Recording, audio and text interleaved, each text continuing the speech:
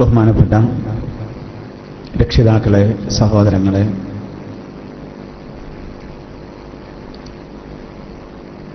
Class room വഴിയും മറ്റും എൻ്റെ ശബ്ദം കേൾക്കുന്ന സഹോദര സഹോദരിമാരെ, അല്ലാഹു സുബ്ഹാനഹു വ തആല വിശുദ്ധ ഖുർആനിൻ്റെ ഹഖ് കൊണ്ട്, ബറക്കത്ത് കൊണ്ട് നമ്മിൽ നിന്ന് സംഭവിച്ചു പോയ ചെറുതും വലുതുമായ എല്ലാ തെറ്റുകളും അല്ലാഹു മാപ്പാക്കി പെരുമാറാവട്ടെ. നമ്മുടെ തെറ്റുകൾ കാരണം മഴ തടയപ്പെടുന്ന അവസ്ഥയെ തൊട്ട് അല്ലാഹു നമ്മെ കാക്കുമാറാവട്ടെ. അല്ലാഹു നമ്മിലുള്ള എല്ലാവിധ രോഗങ്ങൾക്കും പരിപൂർണ ശിഫ നൽകുമാറാവട്ടെ. വിശുദ്ധ ഖുർആൻ അനുകൂലമായി സാക്ഷി നിൽക്കുന്നവരിൽ അല്ലാഹു നമ്മെ എല്ലാവരെയും ഉൾപ്പെടുത്തുമാറാവട്ടെ. ഇതിനുവേണ്ടി പ്രവർത്തിക്കുന്നവർ, ഇതിനുവേണ്ടി നല്ല മനസ്സ് വച്ചവർ അല്ലാഹു തആല എല്ലാവർക്കും ഉപജീവനത്തിൽ വിശാലത പ്രദാനം ചെയ്യുമാറാവട്ടെ. ഈമാനോടുകൂടെ മരിക്കുവാനും സ്വർഗത്തിൽ ഒരുമിച്ച് കൂടുവാനും അല്ലാഹു നമുക്കെല്ലാവർക്കും ഭാഗ്യം നൽകുമാറാവട്ടെ. ആമീൻ. നമ്മൾ വിശദീകരിച്ച് വരുന്നത് സൂറത്ത് നൂഹ്. ഇതിൻ്റെ ആദ്യ ഭാഗം കഴിഞ്ഞ ക്ലാസ്സിൽ നമ്മൾ വിശദീകരിച്ചു. ഇന്ന് നമ്മൾ വിശദീകരിക്കുന്നത് 13 മുതലുള്ള വചനങ്ങളാണ്. 20 കൂടിയ ആയത്തുകളാണ് ഇന്ന് നമ്മൾ വിശദീകരിക്കുന്നത്. നൂഹ് നബി അലൈഹിസ്സലാത്തു വസ്സലാം തൻ്റെ ജനതയ്ക്ക് മുന്നിൽ പ്രബോധനം നടത്തിയതിനെ സംബന്ധിച്ച് കഴിഞ്ഞ ക്ലാസ്സിൽ നമ്മൾ വിശദീകരിച്ചു. രാപ്പകൽ വ്യത്യാസമില്ലാതെ ഉറക്കയും പതുക്കയും രഹസ്യമായും പരസ്യമായും ആളുകൾക്ക് ഹിദായത്ത് ലഭിക്കാനുള്ള എല്ലാ മാർഗവും അദ്ദേഹം സ്വീകരിച്ചു. പക്ഷേ ജനങ്ങൾ അദ്ദേഹത്തെ തീരെ കണക്കിലെടുത്തില്ല, സത്യത്തെ വളരെയധികം അവഗണിച്ചു. അല്ലാഹു സുബ്ഹാനഹു വ തആല ആ ജനതയ്ക്ക് ശിക്ഷ നൽകിയത് സംബന്ധമായി ഇൻഷാ അല്ലാഹ് അടുത്ത ക്ലാസ്സിലാണ് നമ്മുടെ വിശദീകരണം വരിക. രാപ്പകൽ ഭേദമന്യേ അദ്ദേഹം പ്രബോധനം ചെയ്തതിനെ പറ്റി അള്ളാഹുവോട് സങ്കടം പറയുന്നതാണ്. 950 കൊല്ലത്തോളം പ്രബോധനം ചെയ്തിട്ടും യാതൊരു മാറ്റവും ഇല്ലാത്തത് കൊണ്ട് അദ്ദേഹം അത് അള്ളാഹുവിൻ്റെ മുന്നിൽ സമർപ്പിക്കുന്ന രീതിയാണ് കഴിഞ്ഞ ക്ലാസ്സിൽ നമ്മൾ ചർച്ച ചെയ്തത്. ഇന്ന് നമ്മൾ ഓതിവെച്ച ആയത്തുകളിലൂടെ മഹാനായ നൂഹ് നബി അലൈഹിസ്സലാത്തു വസ്സലാം തൻ്റെ ജനതയോട് അള്ളാഹുവിൻ്റെ ഏകത്വം അവർ അംഗീകരിക്കുന്നതിന് വേണ്ടി, അവൻ്റെ തൗഹീദിലേക്ക് വരുന്നതിന് വേണ്ടി സ്വന്തം ശരീരത്തിൽ നിന്നും അതുപോലെ പ്രകൃതിയിൽ നിന്നും ചില ദൃഷ്ടാന്തങ്ങൾ അവരെ ബോധ്യപ്പെടുത്തി അവരെ തൗഹീദിലേക്ക് ക്ഷണിക്കാം. അതാവട്ടെ ഏത് കാലത്തുള്ള ആളുകളും കുലങ്കഷമായി ആലോചിക്കേണ്ട, മനസ്സിലാക്കേണ്ട വളരെ പ്രധാനപ്പെട്ട കാര്യമാണ്. ഇന്ന് ഓതിവച്ച ആയത്തുകൾ ഞാൻ അർത്ഥം പറയാം. അഊദു ബില്ലാഹി മിനശ് ശൈത്വാനിർ റജീം. ബിസ്മില്ലാഹിർ റഹ്മാനിർ റഹീം.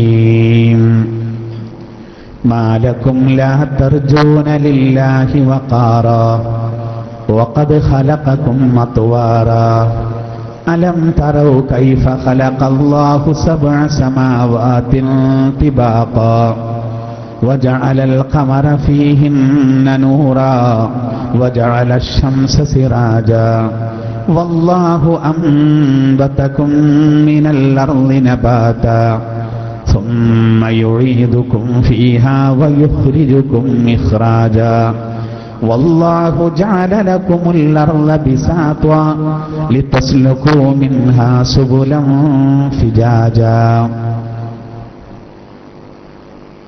ആദ്യം അല്ലാഹു സുബ്ഹാനഹു വ തആല പറയുന്നത് മാലക്കും ലാ തർജൂന ലില്ലാഹി വഖാറാ. നൂഹ് നബി തന്റെ ജനതയോട് പറയുകയാണ്, അല്ലാഹു അത് എടുത്തുദ്ധരിക്കുകയാണ്. മാലക്കും ലാ തർജൂന ലില്ലാഹി വഖാറാ. എന്തു പറ്റി നിങ്ങൾക്ക്? ലാ തർജൂന ലില്ലാഹി വഖാറാ. നിങ്ങൾ അല്ലാഹുവിനിക്ക് മഹത്വം കാണുന്നില്ലല്ലോ. എന്തു പറ്റി നിങ്ങൾക്ക്? വഖദ് ഖലഖകും അത്വാറാ. അള്ളാഹു ആകട്ടെ നിങ്ങളെ പല ദശകളിലിട്ട് സൃഷ്ടിക്കും. അങ്ങനെയുള്ള അള്ളാഹുവിനിക്ക് എന്തുകൊണ്ട് നിങ്ങൾ മഹത്വം കൽപ്പിക്കുന്നില്ല? എന്തു പറ്റി നിങ്ങൾക്ക്? എന്തായിപ്പോയി നിങ്ങൾക്ക്? അപ്പൊ ആദ്യം നൂഹ് നബി അലൈഹി സ്വലാത്തു വസ്സലാം അവരെ സൃഷ്ടിപ്പിലേക്ക് അവരെ ശ്രദ്ധ ക്ഷണിക്കാം. എന്നിട്ട് പിന്നെ പ്രകൃതിയിൽ നിന്ന് ചില ദൃഷ്ടാന്തങ്ങൾ പറഞ്ഞു കൊടുക്കാം. അലം തറൗ കൈഫ ഖലഖല്ലാഹു സബ്അ സമാവാതിൻ തിബാഖാ. നിങ്ങൾ കാണുന്നില്ലേ 7 ആകാശങ്ങളെ അടുക്കടുക്കായി അള്ളാഹു എങ്ങനെ സൃഷ്ടിച്ചിരിക്കുന്നു? വജഅലൽ ഖമറ ഫീഹിന്ന നൂറാ വജഅല അശ്-ശംസ സിറാജാ. എന്നിട്ട് ആ ആകാശത്ത് ചന്ദ്രനെ പ്രകാശമുള്ളതും സൂര്യനെ ഒരു വിളക്കുമാക്കി അള്ളാഹു സംവിധാനിച്ചു. 7 ആകാശങ്ങളെ അള്ളാഹു അടുക്കടുക്കായി സംവിധാനിച്ചു. പ്രകാശമുള്ള ചന്ദ്രനെയും വിളക്കായ സൂര്യനെയും അള്ളാഹു സംവിധാനിച്ചു. വല്ലാഹു അംബതകും മിനൽ അർളി നബാതാ. മാത്രമല്ല അള്ളാഹു നിങ്ങളെ ഭൂമിയിൽ നിന്ന് സൃഷ്ടിച്ചെടുത്തു. സുമ്മ യുഈദുകും ഫീഹാ വയുഖ്രിജുകും ഇഖ്റാജാ. പിന്നീട് ആ മണ്ണിലേക്ക് തന്നെ അള്ളാഹു നിങ്ങളെ മടക്കും. പിന്നെ ആ മണ്ണിൽ നിന്ന് നിങ്ങൾക്ക് ഉയർത്തിയെഴുന്നേൽപ്പ് നൽകുകയും ചെയ്യും. വല്ലാഹു ജഅല ലകുമുൽ അർള ബിസാതാ. അള്ളാഹു ഭൂമിയെ നിങ്ങൾക്കൊരു വിരിപ്പാക്കി തന്നു. എന്തിന്? ലിതസ്ലുകൂ മിൻഹാ സുബുലൻ ഫിജാജാ. വിശാലമായ മാർഗങ്ങളിലേക്ക് ആ ഭൂമിയിലൂടെ നിങ്ങൾ പ്രവേശിക്കുന്നതിന് വേണ്ടി. ഇതിന്റെ നേരെ അർത്ഥം വെക്കുമ്പോൾ കാര്യമായിട്ടൊന്നും നമുക്കതിൽ നിന്ന് കാണാൻ കഴിയില്ല എന്ന് തോന്നിപ്പോകും. പക്ഷെ ആദ്യം അള്ളാഹു പറഞ്ഞത് മാലകും ലാ തർജൂന ലില്ലാഹി വഖാറാ. എന്തൊക്കെ നിങ്ങൾക്ക്? അള്ളാഹു പറയുന്നു നിങ്ങൾ അള്ളാഹുവിനിക്ക് ഒരു മഹത്വവും കാണുന്നില്ലല്ലോ. എന്നിട്ട് അള്ളാഹു പറയുകയാണ് വഖദ് ഖലഖകും അത്വാറാ. നിങ്ങളെ പല ദശകളിലായിട്ട് അള്ളാഹു സൃഷ്ടിച്ചു. എന്നിട്ട് നിങ്ങൾ അള്ളാഹുവിനിക്ക് യാതൊരു മഹത്വവും കാണുന്നില്ലല്ലോ.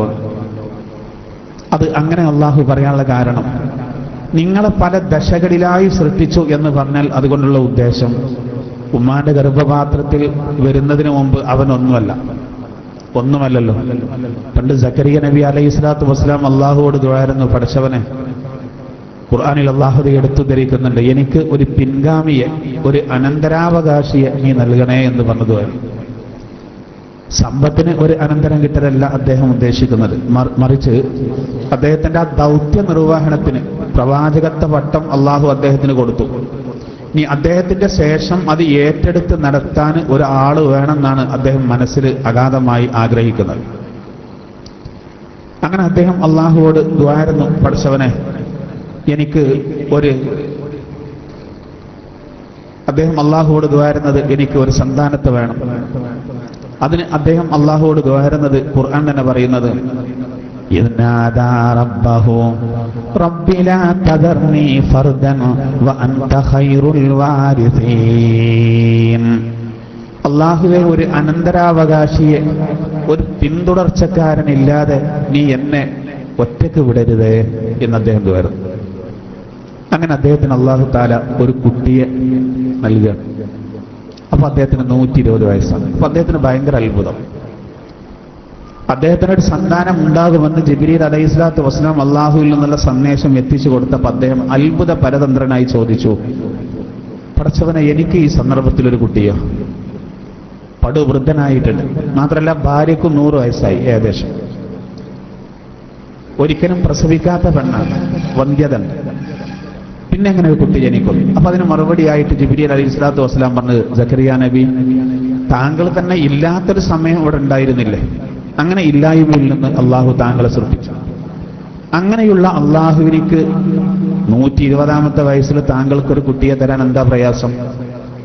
അള്ളാഹുവിനിക്കൊരു പ്രയാസമില്ല. അങ്ങനെ അദ്ദേഹത്തിന് യഹ്യ എന്ന് പറഞ്ഞ കുട്ടിയെ കൊടുത്തു.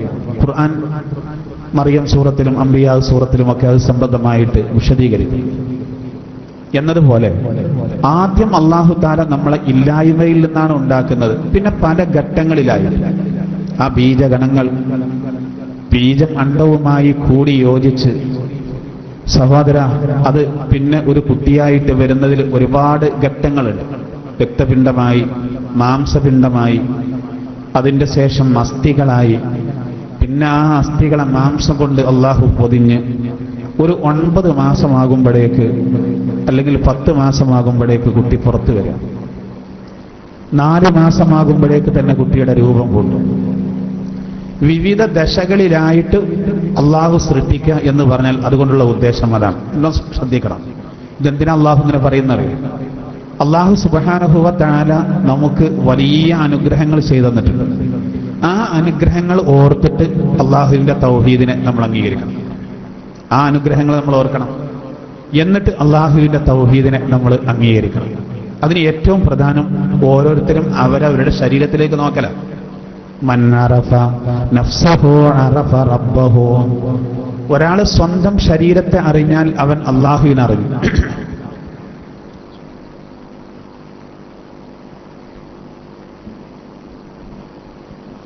സ്വന്തം ശരീരത്തെ അറിഞ്ഞാൽ അവൻ അള്ളാഹുവിനെ അറിഞ്ഞു എന്നാണ്. അള്ളാഹു താല വിവിധ ദശകളിലായിട്ട് മനുഷ്യനെ സൃഷ്ടിച്ച സംബന്ധമായിട്ട് ഖുർആനിൽ വളരെ കൃത്യമായിട്ട് വേറെയും ചില ആയത്തുകളിലൂടെ പറയുന്നുണ്ട്. അതിൽ വളരെ പ്രധാനപ്പെട്ട ഒരു ഭാഗമാണ് അൽ മുഅ്മിനൂന സൂറത്തിന്റെ ആദ്യ ഭാഗത്ത് അള്ളാഹു പറയുന്നത്. മോറിസ് ബുക്കായിനെ പോലെയുള്ള ആളുകൾ ഇസ്ലാം സ്വീകരിക്കാൻ കാരണമായ ആയത്തുകൾ കൂടിയാണ്. ഒരു പെണ്ണിന്റെ ഗർഭപാത്രത്തിൽ വിവിധ ദശകളിലായി അള്ളാഹു താല ഒരു കുട്ടിയെ വളർത്തിയെടുക്കുന്നത് സ്കാൻ ചെയ്യാനുള്ള സൗകര്യമില്ലാത്ത, ഒരു എക്സ്റേ സിസ്റ്റം പോലും കണ്ടുപിടിക്കാത്ത കാലത്ത് അള്ളാഹു താല കൃത്യമായി പറഞ്ഞത് പരിശുദ്ധ ഖുർആനിലെ മുഅ്മിനൂന സൂറത്തിന്റെ ആദ്യ ഭാഗത്ത് കാണാം. ഈ ആയത്തിന്റെ വിശദീകരണം കിടക്കുന്ന അവിടെ മുഫസ്സിറുകൾ പറയുന്നു. ബിസ്മില്ലാഹിർ റഹ്മാനിർ റഹീം.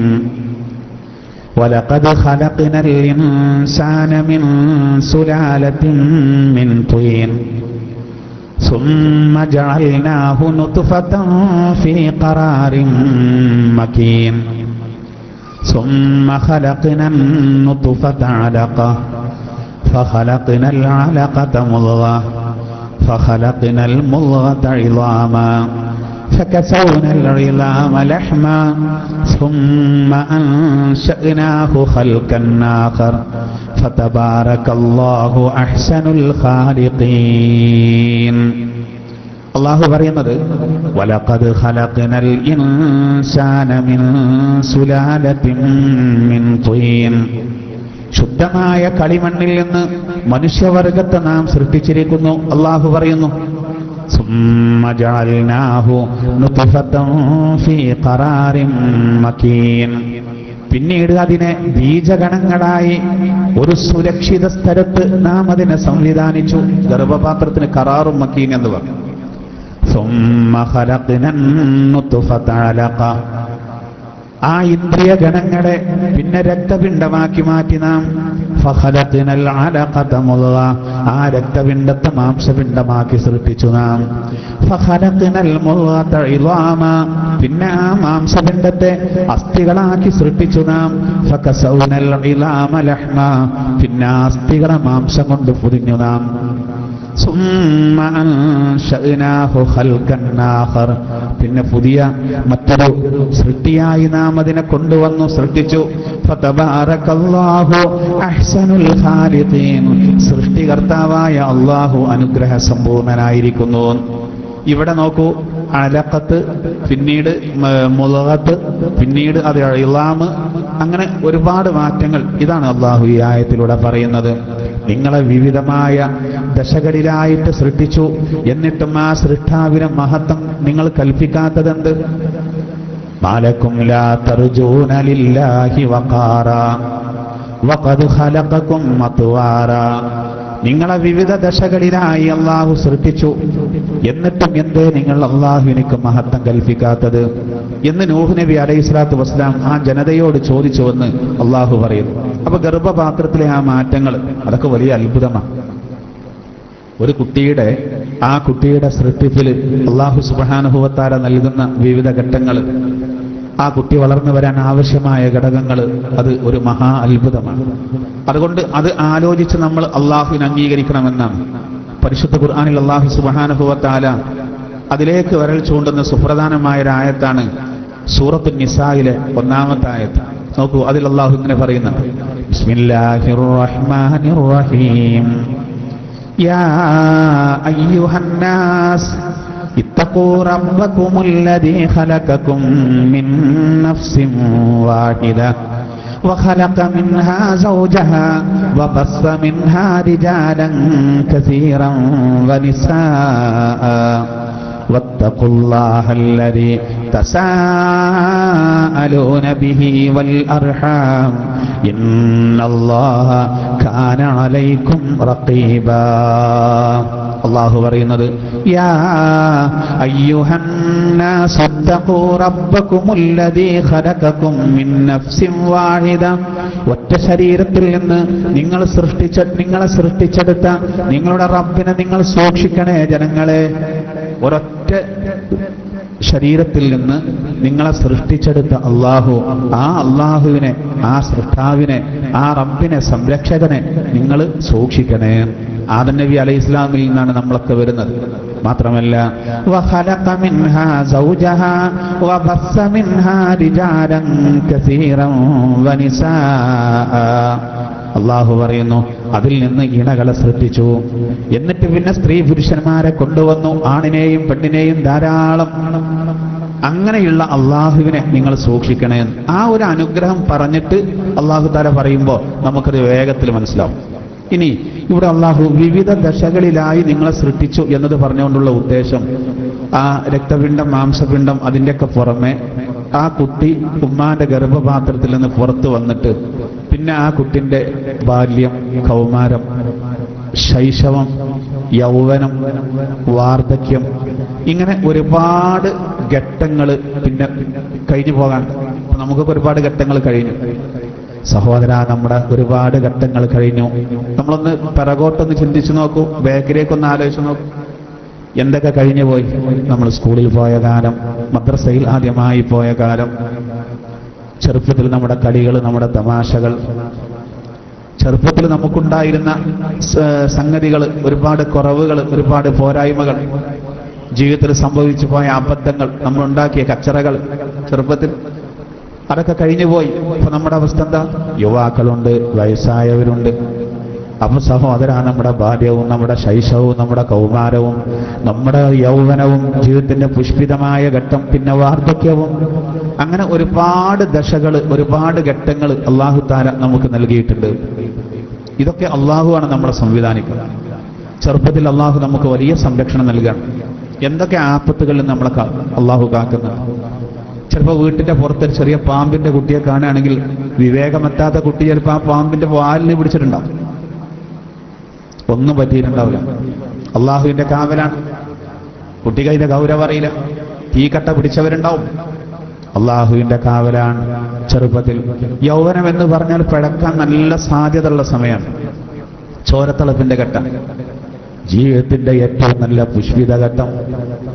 ഏതൊരാളും പിഴക്കാൻ കൂടുതൽ സാധ്യതയുള്ള സമയമാണ്. നമ്മൾ ആലോചിച്ച് നോക്കൂ, നല്ല ചെറുക്കുള്ള ചെറുപ്പക്കാർ അള്ളാഹുവിന്റെ ഭവനങ്ങളുമായും മദ്രസകളുമായിട്ടും ഖുർആൻ ക്ലാസ്സുകളുമായിട്ടും ഇത്ര നല്ല കാര്യങ്ങളുമായി ബന്ധപ്പെട്ട് ജീവിതം സംസ്കരിച്ച എത്ര ആളുകളുണ്ട്. യൗവനത്തിൽ പിഴച്ചു പോകുമെന്ന് പറയും, പക്ഷേ അങ്ങനെ പിഴക്കാത്ത, പിടിച്ചു നിൽക്കാൻ കഴിയുന്ന സാഹചര്യത്തോട് പടവെട്ടി ഒടുക്കിനെതിരെ നീന്തി ശക്തമായ നിലപാട് സ്വീകരിച്ച, തെറ്റിൽ അകപ്പെട്ട് പോകാതെ ജീവിക്കുന്ന എത്ര പേരുണ്ട്. പരിഹാസങ്ങളുണ്ടാവും, ഇതുവരെ കള്ളു കുടിച്ചിട്ടില്ല എന്ന് പറയുമ്പോൾ. എന്നാലും അതിനൊക്കെ തരണം ചെയ്യാനുള്ള കരുത്തുള്ള എത്ര പേരുണ്ട്. അള്ളാഹു നൽകുന്ന വലിയ നിഅമത്താണ് അവന്റെ ആരോഗ്യം. ആ യൗവന ഘട്ടത്തിൽ അള്ളാഹു നല്ലതിന് ഉപയോഗിക്കാൻ നമുക്ക് ഭാഗ്യം നൽകുമാറാവട്ടെ. സഹോദര, അതാണൊന്ന്. പിന്നെ വാർദ്ധക്യമാണ്. സ്വാഭാവികമായിട്ടും മനുഷ്യന് ഒരുപാട് ടെൻഷൻ വരുന്ന സമയം. ജീവിതത്തിന്റെ ആ ലാസ്റ്റ് ഘട്ടം, ശാരീരികമായ ഒരുപാട് പ്രയാസങ്ങൾ, സംഭവിച്ചു പോയ തെറ്റുകളിലുള്ള സങ്കടം എല്ലാം കൂടി കൂടും. എന്തായിരുന്നാലും മനുഷ്യരെ വ്യത്യസ്തമായ ഘട്ടങ്ങളിലായ മനുഷ്യനെ സൃഷ്ടിച്ചു. ചില മുഫസ്സിറുകൾ പറയുന്നത് വഖദ് ഖലഖകും മത്വാറ എന്ന് പറഞ്ഞാൽ നിങ്ങളെ വിവിധ ഘട്ടങ്ങളിലായി അള്ളാഹു സൃഷ്ടിച്ചു എന്ന് പറഞ്ഞാൽ അതുകൊണ്ടുള്ള പ്രധാനമായി ഉദ്ദേശിക്കുന്ന മറ്റൊരു ഭാഗം, ചില ആളുകൾ നീളം കൂടിയവർ, ചില ആളുകൾ നീളം കുറഞ്ഞവർ, ചില ആളുകൾ ആരോഗ്യം കൂടിയവർ, ചിലർ ആരോഗ്യം കുറഞ്ഞവർ. ഇങ്ങനെ വിവിധ ഘട്ടങ്ങളിലായിട്ടാണ് അല്ലാഹു തആല മനുഷ്യരെ സൃഷ്ടിച്ചിരിക്കുന്നത്. എല്ലാം അതിൽപ്പെട്ടു. അല്ലാഹു തആല ഈ ഒരു വലിയ അനുഗ്രഹം വെച്ച് തൗഹീദിലേക്ക് ക്ഷണിക്കുകയാണ്. അതായത് നൂഹ് നബി അലൈഹിസ്സലാത്തു വസ്സലാം തന്റെ ജനതയോട് പറഞ്ഞത് അള്ളാഹു എടുത്തുദ്ധരിക്കുകയാണ്. അത് അള്ളാഹ് എടുത്തുദ്ധരിക്കാൻ കാരണം ഖിയാമത്ത് നാൾ വരെയുള്ള ആളുകൾ, വരെയുള്ള പ്രബോധകന്മാര് അള്ളാന്റെ മാർഗത്തിലേക്ക് ക്ഷണിക്കുമ്പോൾ എന്തിനെ ക്ഷണിക്കേണ്ടത്? ഐഡിയപൂർവ്വം ക്ഷണിക്കണം. അത് പറയുമ്പോൾ ഏതൊരാൾക്കും മനസ്സിലാവില്ല. അള്ളാഹു നമ്മുടെ റബ്ബാണ്, നമ്മളെ സൃഷ്ടിച്ചു. നമ്മൾ ആർക്കെങ്കിലും ഒരു ഉപകാരം ചെയ്യുമ്പോൾ ആ ഉപകാരത്തിന് നന്ദിയില്ലെങ്കിൽ നമ്മൾ ആ പണി നിർത്തിവെക്കും. അതിന്റെ വലിയൊരു രേഖയാണ് സയ്യിദുനാ അബൂബക്കർ സിദ്ദീഖ് റളിയല്ലാഹു അൻഹു തന്റെ മാതൃ സഹോദരി പുത്രനായ മിസ്തഹ് റളിയല്ലാഹു അൻഹുവിനെ വല്ലാതെ സാമ്പത്തികമായി സഹായിച്ചിരുന്നു. പാർപ്പിടത്തിന് സഹായിച്ചിരുന്നു, ഭക്ഷണത്തിന് സഹായിച്ചിരുന്നു. ബദരീങ്ങളിൽപ്പെട്ട 313 ആളാണ് മിസ്തഹ് റളിയല്ലാഹു അൻഹു. അബൂബക്കർ സിദ്ദീഖ് റളിയല്ലാഹു അൻഹുവിന് അല്ലാഹു അത്യാവശ്യം സമ്പത്ത് നൽകിയിരുന്നു. അദ്ദേഹം തന്റെ കുടുംബത്തിനെ ശരിക്കും സംരക്ഷിച്ചു. അദ്ദേഹത്തിന്റെ മാതാവിന്റെ സഹോദരി മകനാണ്, പുത്രനാണ് മിസ്തഹ് റളിയല്ലാഹു അൻഹു. മിസ്തഹ് റളിയല്ലാഹു അൻഹുവിനെ സാമ്പത്തികമായി നല്ലോണം സഹായിച്ചു പോന്നു സയ്യിദുനാ അബൂബക്കർ റളിയല്ലാഹു അൻഹു. അതിന്റെ ഇടയിലാണ് ആയിഷ റളിയല്ലാഹു അൻഹയെ സംബന്ധിച്ച് ഒരു ദുരാരോപണത്തിന്റെ കഥ വന്നത്. ആയിഷ റളിയല്ലാഹു അൻഹ ഈ സിദ്ദീഖ് റളിയല്ലാഹു അൻഹുവിന്റെ മോളാണ്. അള്ളാന്റെ തിരുദൂതരുടെ പ്രിയപ്പെട്ട പത്നിയാണ്. ഇല്ലാത്ത ആരോപണം മുനാഫിക്കുകളാണ് പറഞ്ഞു പരത്തിയത്. അത് മദീനയിലാകെ പാട്ടായി. 1.5 മാസത്തോളം സത്യവിശ്വാസികൾ വല്ലാതെ വിഷമിച്ചു. അള്ളാന്റെ റസൂല് തളർന്നുപോയി. തന്റെ പ്രിയപ്പെട്ട പത്നിയെ പറ്റി, തന്റെ പ്രിയപ്പെട്ട താനേറെ സ്നേഹിക്കുന്ന ആയിഷ റളിയല്ലാഹു അൻഹയെ സംബന്ധിച്ച് ഇല്ലാത്ത കഥയാണ്. പക്ഷെ നിജസ്ഥിതി അറിയാതെ തിരുദൂതരും പ്രയാസപ്പെട്ടു. അബൂബക്കർ റളിയല്ലാഹു അൻഹു മാനസികമായി ആകെ തളർന്നുപോയി. എന്തുകൊണ്ട്? അബൂബക്കർ റളിയല്ലാഹു അൻഹു നേതൃപദവിയുടെ വിഷയത്തിലും അതുപോലെ മനക്കരുത്തിന്റെ വിഷയത്തിലും സഹോദര തഖ്വയുടെ വിഷയത്തിലും സത്യസന്ധതയുടെ വിഷയത്തിലും വിശ്വാസത്തിന്റെ ഗൗരവത്തിന്റെ വിഷയത്തിലും ഒന്നാമനായ അബൂബക്കർ റളിയല്ലാഹു അൻഹു അദ്ദേഹത്തിന്റെ മോളുടെ ഭാഗത്ത് നിന്ന് ഒരു പ്രശ്നം വന്നു എന്ന് പറഞ്ഞാൽ അത് ശത്രുക്കൾക്ക് ആഘോഷിക്കാൻ കാരണമാവും. അബൂബക്കർ റളിയല്ലാഹു അൻഹു മാനസികമായി പ്രയാസപ്പെട്ടു. അവസാനം 1.5 മാസം കഴിഞ്ഞിട്ടാണ് അല്ലാഹു തആല തീരുമാനാക്കി കൊടുത്തത്. 16 വചനങ്ങൾ ഇറങ്ങി സൂറത്ത് നൂറിൽ. ആയിഷ റളിയല്ലാഹു അൻഹ നിരപരാധിയാണെന്ന് പറഞ്ഞ അല്ലാഹു ആയത്തിറക്കി. അവിടെ വിഷയം എന്താ അറിയോ? അബൂബക്കർ സിദ്ദീഖ് റളിയല്ലാഹു അൻഹു തന്റെ മകള് നിരപരാധിയാണ് എന്ന ആ അള്ളാഹുവിന്റെ പ്രഖ്യാപനങ്ങൾ വന്നതോടുകൂടെ ആ സമയത്ത് സത്യം ചെയ്ത് പറഞ്ഞു. അതായത് മിസ്തഹ് റളിയല്ലാഹു അൻഹുവിനെ വല്ലാതെ സഹായിച്ചിരുന്ന ആളാണ് അബൂബക്കർ റളിയല്ലാഹു അൻഹു.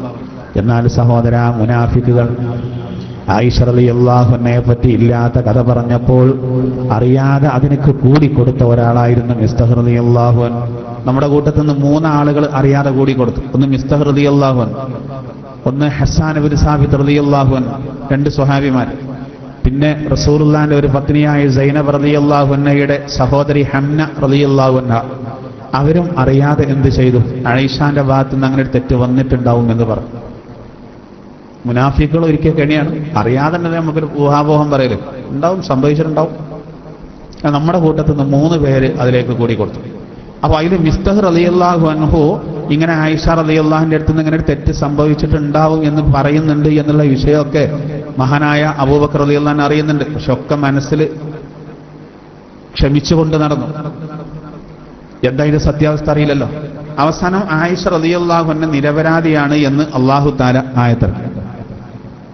നിരപരാധിയാണ്. ആയിഷ ബീവിയെ പോലെയുള്ളവരെ അങ്ങനെ പറഞ്ഞാൽ ദുനിയാവിലും അതുപോലെ ആഖിറത്തിലും അവർ ശപിക്കപ്പെട്ടവരാണെന്ന് ഖുർആൻ പറഞ്ഞു.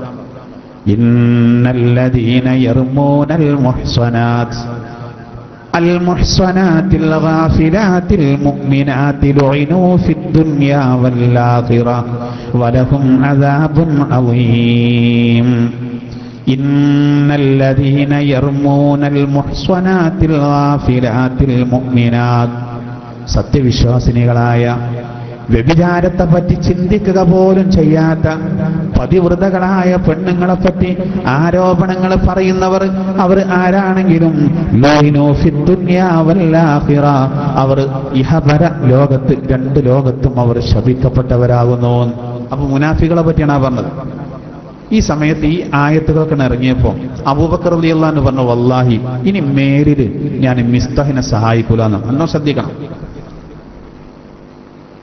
കാരണം മിസ്തഹ് റളിയല്ലാഹു അൻഹു ഒരുപാട് സഹായങ്ങൾ ചെയ്യുന്നത് അബൂബക്കർ റളിയല്ലാഹു അൻഹു. അപ്പൊ അബൂബക്കർ റളിയല്ലാഹു അൻഹു ചിന്തിച്ചെന്താണ്, ഞാൻ അത്രയൊക്കെ സഹായം തന്റെ കുടുംബത്തിൽപ്പെട്ട തന്റെ മാതൃ സഹോദരി പുത്രനായ മിസ്തഹിന് ചെയ്തു കൊടുത്തിട്ടും എന്റെ മകളെ പറ്റി മുനാഫിക്കുകൾ ഇല്ലാത്ത കഥ പറഞ്ഞുണ്ടാക്കി പരത്തിയപ്പോ അതിൽ കൂടി കൊടുത്തില്ലേ? ആ പ്രതിഷേധം എന്ന നിലക്ക് വല്ലാഹി ഇനി ഞാൻ മിസ്തഹിനെ സഹായിക്കില്ല എന്ന്. അതിൽ അല്ലാഹു ഒരു ആയത്ത്, ബിസ്മില്ലാഹിർ റഹ്മാനിർ റഹീം ولا يأتل أولو الفضل منكم والسعة أن يؤتوا أولي القربى والمساكين والمهاجرين في سبيل الله وليعفوا وليصفحوا ألا تحبون أن يغفر الله لكم والله غفور رحيم.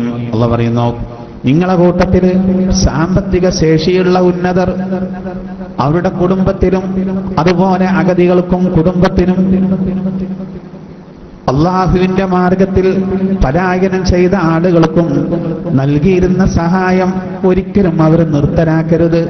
വൽയഅഫു വൽയസ്ഫഹു, മാഫ് ചെയ്തു കൊടുക്കട്ടെ, വിട്ടുകൊടുക്കട്ടെ. അലാ തുഹിബ്ബൂന അൻ യഗ്ഫിറല്ലാഹു ലക്കും, നിങ്ങൾക്ക് അള്ളാഹു പുറത്തു തരുന്നതിനെ ഇഷ്ടപ്പെടുന്നില്ലയോ? വല്ലാഹു ഗഫൂറുർ റഹീം, അള്ളാഹു പൊറുക്കുന്നവനാണ്, അവൻ കാരുണ്യവാനാണ്. എന്താ ഇതിന്റെ തമ്മിലുള്ള ബന്ധങ്ങൾക്ക് മനസ്സിലായോ?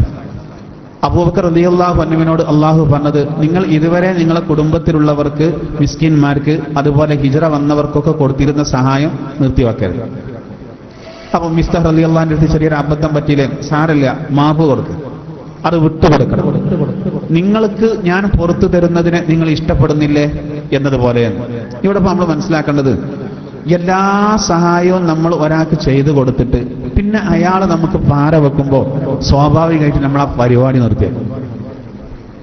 സ്വാഭാവികമായും അബൂബക്കർ റളിയല്ലാഹു അൻഹു ചിന്തിച്ചതും അങ്ങനെ തന്നെയാണ്. അള്ളാഹ് പറഞ്ഞെന്താണ്, അത് വേണ്ട, ഒരു മാപ്പ് കൊടുത്തത്, നിങ്ങൾക്ക് നമ്മൾ മാപ്പ് തരുന്നുണ്ടല്ലോ. അതായത് എല്ലാം അള്ളാഹു നമുക്ക് ചെയ്തു തരുന്നു. നമ്മളെ സൃഷ്ടിച്ചു, നമുക്ക് വേണ്ട വായു തരുന്നു, വെളിച്ചം തരുന്നു, വെള്ളം തരുന്നു, എല്ലാം അങ്ങനെയൊക്കെ നമ്മളെ വളർത്തിക്കൊണ്ടുവന്നിട്ട് അങ്ങനെ വളർത്തിയെടുത്ത അള്ളാഹുവിന് നമ്മൾ എതിരെ നിൽക്കുകയാണ്. അപ്പൊ അള്ളാഹു എത്ര കാരുണ്യവാനായത് കൊണ്ടാണ്. അല്ലെങ്കിൽ സഹോദര, ഒരു തുള്ളി വെള്ളം നമുക്ക് കിട്ടും, മഴക്കാരനെ കാണും, എന്തെങ്കിലും തിന്നാൻ നമുക്ക് ലഭിക്കുമോ? ചത്തുപോകല്ലേ സഹോദര. കാരണം അതിന് മാത്രം നന്ദികേടുകളാണ് നമ്മുടെ ഭാഗത്തുനിന്ന് വരുന്നത്. അപ്പൊ അള്ളാഹു തആല അതീവ ദയാലുവായത് കൊണ്ടാണ് എല്ലാ നിലക്കും പടച്ച് സൃഷ്ടിച്ച് നമുക്ക് വേണ്ടതൊക്കെ നൽകിയിട്ടും എന്നിട്ടും അങ്ങനെയുള്ള സൃഷ്ടാവിനെ മറന്നുള്ള നമ്മുടെ ജീവിതം, എന്നിട്ടും അള്ളാഹു പ്രകൃതി ദുരന്തം നൽകുന്നില്ലല്ലോ. അള്ളാഹു കാരുണ്യവാൻ. നമ്മളാണെങ്കിൽ ഒരാൾക്കൊരു ഉപകാരം ചെയ്തിട്ട് ഇങ്ങോട്ട് ഒരു നന്ദി ഇല്ലെങ്കിൽ നമ്മളാ പരിപാടി നിർത്തിയപ്പോൾ ഒരു നന്ദി വാക്കേലും വേണം. പൊതുവെ ആളുകളെടുത്തൊന്നും നന്ദി ഉണ്ടാവില്ല. ഒരു പാവപ്പെട്ട ഒരാളുടെ കല്യാണത്തിന് ഇപ്പോൾ ഒരാൾ സഹായിച്ചു, 10,000 രൂപ കൊടുത്തു. പിന്നീട് 2 കൊല്ലം കഴിഞ്ഞിട്ട് അതേ വീട്ടിൽ ഒരു കല്യാണം കൂടി, സഹായിക്കേണ്ട കല്യാണം തന്നെയാണ്. പക്ഷെ ഈ മുതലാളിക്ക് അന്ന് 10,000 കൊടുക്കാൻ അയാൾ എടുത്തില്ല. അന്ന് അയാൾ ഒരു 500 കൊടുത്തു. ഇയാൾ ഒരു 20,000 പ്രതീക്ഷ. കാരണം കഴിഞ്ഞ കല്യാണത്തിന് 10 കിട്ടിയതാണ്. അപ്പൊ ഈ കല്യാണത്തിന് 20 ഉണ്ടാവുന്ന മൂപ്പര് കണക്കൂട്ടി. അയാളെ സംബന്ധിച്ചിടത്തോളം ബിസിനസ്സിൽ ഒരുപാട് തകർച്ച വന്നുകൊണ്ട് അയാൾ ഉള്ള 500 കൊടുത്തതാണ്. ഈ മറ്റാൾ ചിലപ്പോൾ നടന്ന് പറയും, ഓ 500 ആകെ വലത്തിയത്. ശ്രദ്ധിച്ചിട്ടുണ്ടോ? ഇതാണ് മനുഷ്യന്റെ സ്വഭാവം. 500 ആ സാധു നൽകിയില്ലേ, ഉള്ളപ്പോ കനം കൂട്ടി നൽകിയില്ലേ, ഇതൊന്നും ചിന്തിക്കൂല, വെറുതെ കുറ്റം പറയും. അതിലേറെ നല്ലവോ അവനൊന്നും തരാതിരിക്കായിരുന്നു എന്നൊക്കെ നടന്നു പറയും. നന്ദി കേട്. ഇത് മറ്റേ ആളറിഞ്ഞാൽ ഇനിയൊരു കല്യാണം ഉണ്ടെങ്കിൽ ആ വഴിക്ക് ചിലപ്പോൾ പോകില്ല. അത് നന്ദില്ലാത്ത ആളാണ്. സ്വാഭാവികത്തെ സഹോദര, ഇങ്ങോട്ടൊരു ഉപകാരം ചെയ്യുമ്പോൾ അങ്ങോട്ട് എന്തെങ്കിലും ഒരു നന്ദി പറയാന്നുള്ളത്. അപ്പൊ വീണ്ടും സഹായിക്കാൻ തോന്നും. എന്നാ നോക്കൂ, എല്ലാം തരുന്നത് അല്ലാഹുവാണ്, എല്ലാം തരുന്നത് അല്ലാഹുവാണ്. അതിൽ വളരെ പ്രധാനപ്പെട്ട ഒന്നാണ് നമ്മുടെ സൃഷ്ടിപ്പ്. അതുകൊണ്ടാണ് നൂഹ് നബി അലൈഹിസ്സലാത്തു വസ്സലാം തന്റെ ജനതയോട് പറഞ്ഞത്, മാലക്കും ലാ തർജൂന ലില്ലാഹി വഖാറാ വഖദ് ഖലഖകും അത്വാറാ.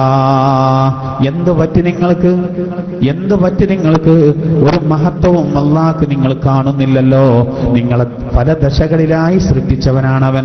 പല അർത്ഥങ്ങളും ആയത്തിനുണ്ട്. എന്തുപറ്റി നിങ്ങൾ അള്ളാഹുവിന്റെ ശിക്ഷയെ ഭയപ്പെടുകയും അള്ളാഹുവിന്റെ കൂലിയെ പ്രതീക്ഷിക്കുകയും ചെയ്യുന്നില്ലല്ലോ. അങ്ങനെ അർത്ഥം. അങ്ങനെയുള്ള നമ്മൾ വേണ്ടത്. ശരിക്കും വേണ്ടെന്നാണ്. എന്ത് തന്നെ നമുക്ക് വന്നാലും നമ്മൾ അള്ളാഹുവിന്റെ ശിക്ഷയെ ഭയപ്പെടുകയും വേണം, അതുപോലെ തന്നെ അള്ളാഹുവിന്റെ കൂലിയെ ആഗ്രഹിക്കുകയും വേണം. രണ്ടും വേണമെന്നാണ്. ഖൗഫും വേണം, റജാവും വേണം.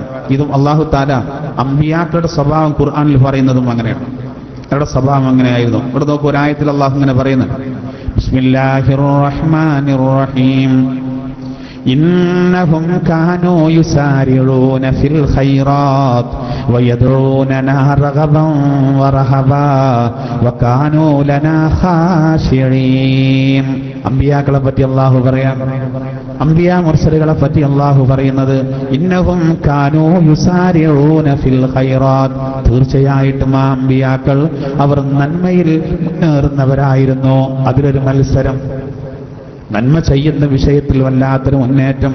മാത്രമല്ല വയദഊനനാ റഗബൻ വറഹബാ, അള്ളാഹുവിന്റെ ശിക്ഷയെ ഭയന്നുകൊണ്ടും അതുപോലെ അള്ളാഹിന്റെ റഹ്മത്തിനെ കൊതിച്ചുകൊണ്ടും അവർ നമ്മോട് പ്രാർത്ഥന നടത്തുന്നവരായിരിക്കും. വയദഊനനാ റഗബൻ വറഹബാ, അവർ പേടിച്ചുകൊണ്ടും അവർ ആശയോടെയും ആശങ്കയോടെയും ദുആ ചെയ്യുന്നവരാണവർ. മാത്രമല്ല വകാനൂ ലനാ ഖാശിഈൻ, അവർ നമ്മോട് വിനയം കാണിക്കുന്നവരാണ്. അമ്പിയാക്കളെ പറ്റി പറയാം. അപ്പൊ നമുക്ക് പേടിയും വേണം, അതേ സമയത്ത് അള്ളാഹുവിന്റെ റഹ്മത്തിനെ കൊതിക്കുകയും വേണം. അള്ളാഹു തആല പറയുന്നതും അങ്ങനെയാണ്. നൂഹ് നബി പറഞ്ഞത്, നിങ്ങൾ എന്തുകൊണ്ട് അള്ളാഹുവിനിക്ക് മഹത്വം നൽകുന്നില്ല? എങ്ങനെയാണത്? അള്ളാഹിന്റെ ശിക്ഷയെ വല്ലാതെ പേടിച്ചുകൊണ്ടും അവന്റെ റഹ്മത്തിനെ കൊതിച്ചുകൊണ്ടും. എന്തുകൊണ്ട്? വഖദ് ഖലഖകും അത്വാറാ, വിവിധ ഘട്ടങ്ങളിലായി അവൻ നിങ്ങളെ സൃഷ്ടിച്ചു. അത് വെച്ച് മാത്രം ആ അള്ളാഹ്ക്ക് നമ്മളെല്ലാം ചെയ്യണം. നമുക്ക് ആര് എന്ത് ചെയ്തു തന്നാലും അതൊക്കെ അള്ളാഹ് കൊടുത്ത കഴിവ് കൊണ്ടാണ്.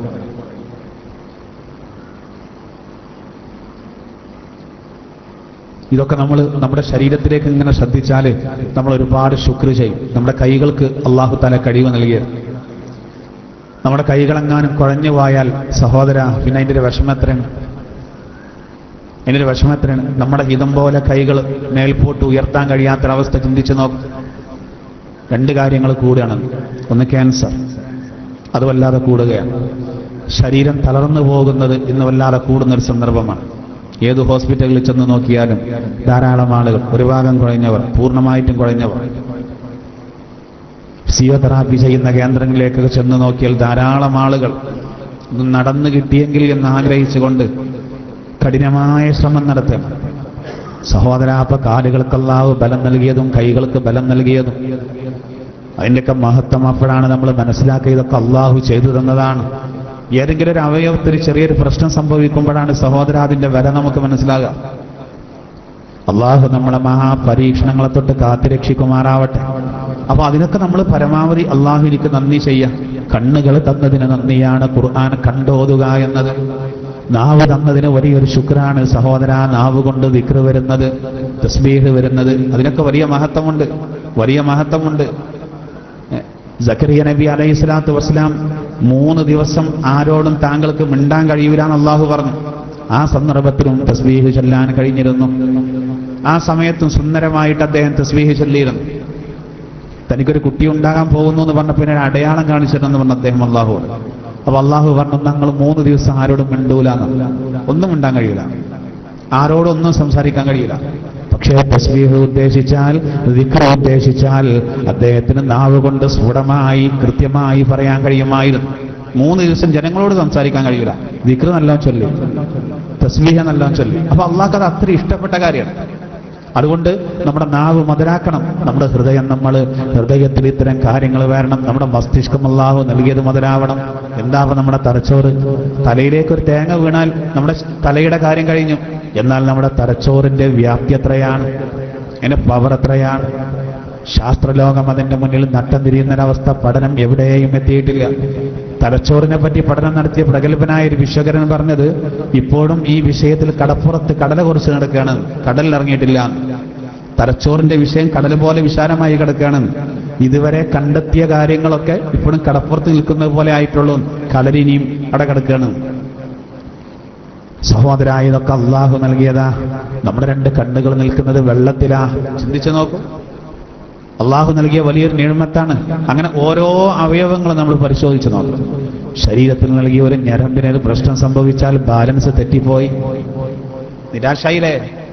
ഇതാണ് നമ്മുടെ അവസ്ഥ. അതുകൊണ്ട് അള്ളാഹു താല നമ്മളെ സൃഷ്ടിച്ചു, ആ അള്ളാഹ്ക്ക് നന്ദി ചെയ്യണം. എന്നിട്ട് അള്ളാഹു തുടർന്ന് പറയുന്നത്, അലം തറൗ കൈഫ ഖലഖല്ലാഹു സബ്അ സമാവാതിൻ തിബാഖാ. കാണുന്നില്ലേ മനുഷ്യ? നൂഹ് നബി തന്റെ ജനതയോട് പറഞ്ഞത് അള്ളാഹു ഉദ്ധരിക്കുന്നു, കൈഫ ഖലഖല്ലാഹു സബ്അ സമാവാതിൻ തിബാഖാ. അട്ടിയട്ടിയായി 7 ആകാശങ്ങളെ അള്ളാഹു എങ്ങനെയാണ് സൃഷ്ടിച്ചത്? വജഅലൽ ഖമറ ഫീഹിന്ന നൂറാ. ആ ആകാശത്ത് ചന്ദ്രനെ അള്ളാഹു പ്രകാശമാക്കി വെച്ചു. വജഅല ശംസ സിറാജാ.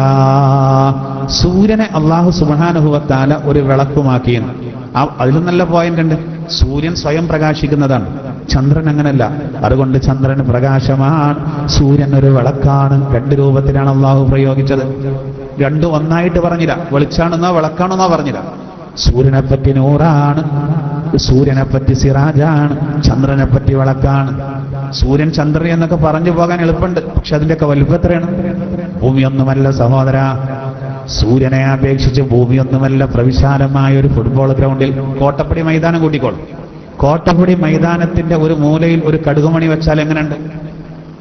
അതിന്റെ അല്പം ദൂരത്തായ ഒരു ചെറുനാരങ്ങ വെച്ചാൽ അവിടെ കോട്ടപ്പടി മൈതാനം പ്രപഞ്ചം പോലെയും, അതിന്റെ ഒരു മൂലയിലെ ഒരു കടുകുമണി ഭൂമി പോലെയും, അതിന്റെ ഏകദേശം അടുത്ത് കിടക്കുന്ന ചെറുനാരങ്ങ സൂര്യനെ പോലെയും. അങ്ങനെ നമുക്ക് മനസ്സിലാക്കാം. അവിടെ ഗ്രൗണ്ടിനെ അപേക്ഷിച്ച് അതിന്റെ മൂലയിൽ ഒരു കടുകുമണി. ആരെങ്കിലും ശ്രദ്ധിക്കോ? ഇതുപോലെയാണ് സഹോദരാ ഭൂമി. നമുക്ക് നമ്മുടെ മണ്ഡലം തന്നെ വലിയ മണ്ഡലമായിരിക്കും. MLA-ക്ക് എല്ലാ സ്ഥലത്തും എത്തിപ്പെടാൻ ചിലപ്പോൾ പ്രയാസം ഉണ്ടാവും. പഞ്ചായത്തിലെ ഒരു വാർഡ് വലിയ സംഭവം, അതന്നെ അശാസ്ത്രീയായിട്ട് കിടക്കാന്നാ പറയും. മലപ്പുറം ജില്ല വിഭജിക്കണം എന്നാ പറയുന്നത് അല്ലേ? എന്നാ ഭൂമിന്റെ വലിപ്പത്ര? ഭൂമി മൊത്തത്തില്.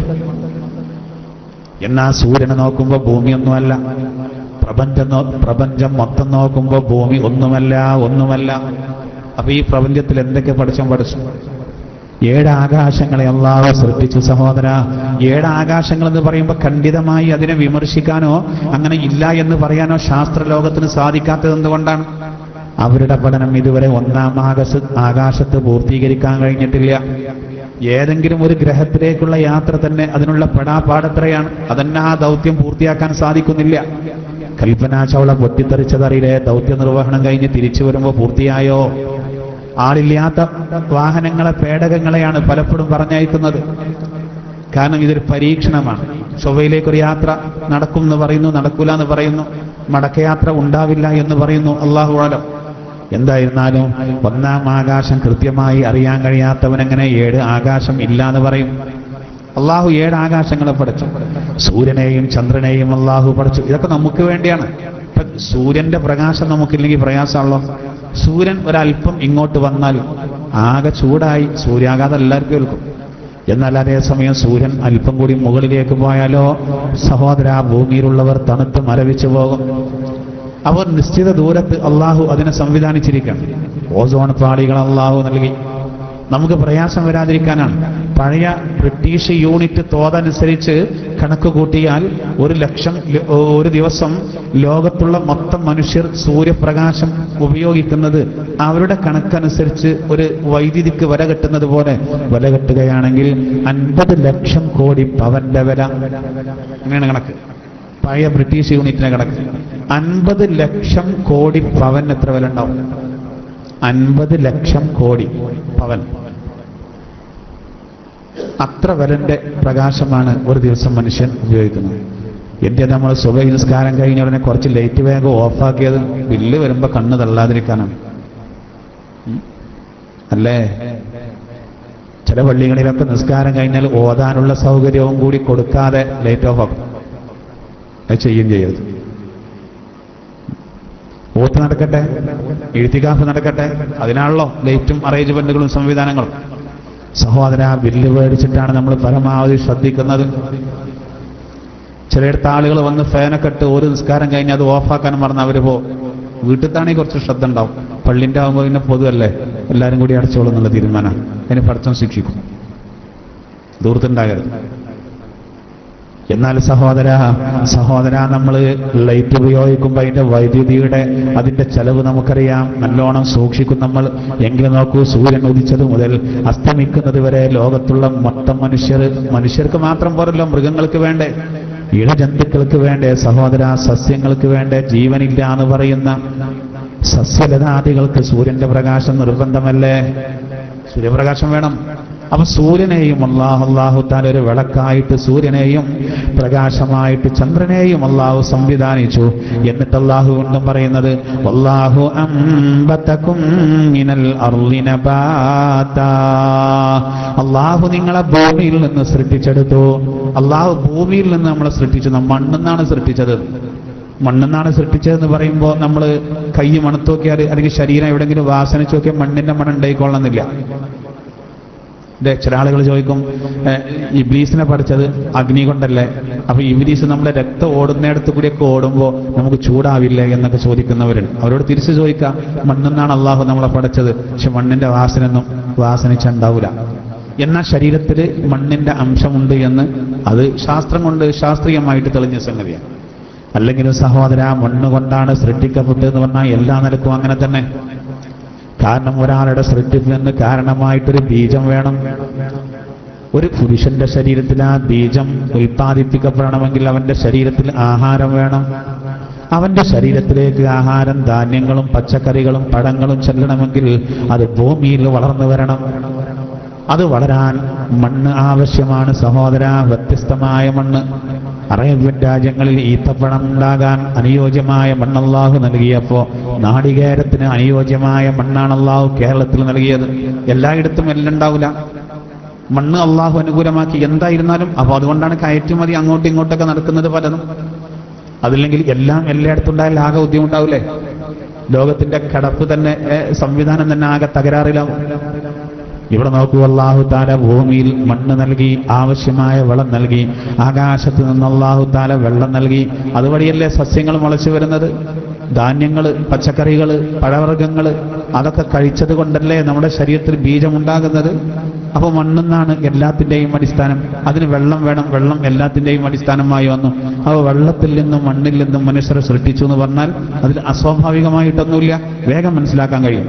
അല്ലാഹു വീണ്ടും പറയുന്നത്, സുമ്മയുഈദുകും ഫീഹാ വയുഖ്രിജുകും ഇഖ്റാജാ, പിന്നെ ആ ഭൂമിയിലേക്ക് തന്നെ നിങ്ങൾ മടക്കപ്പെടും.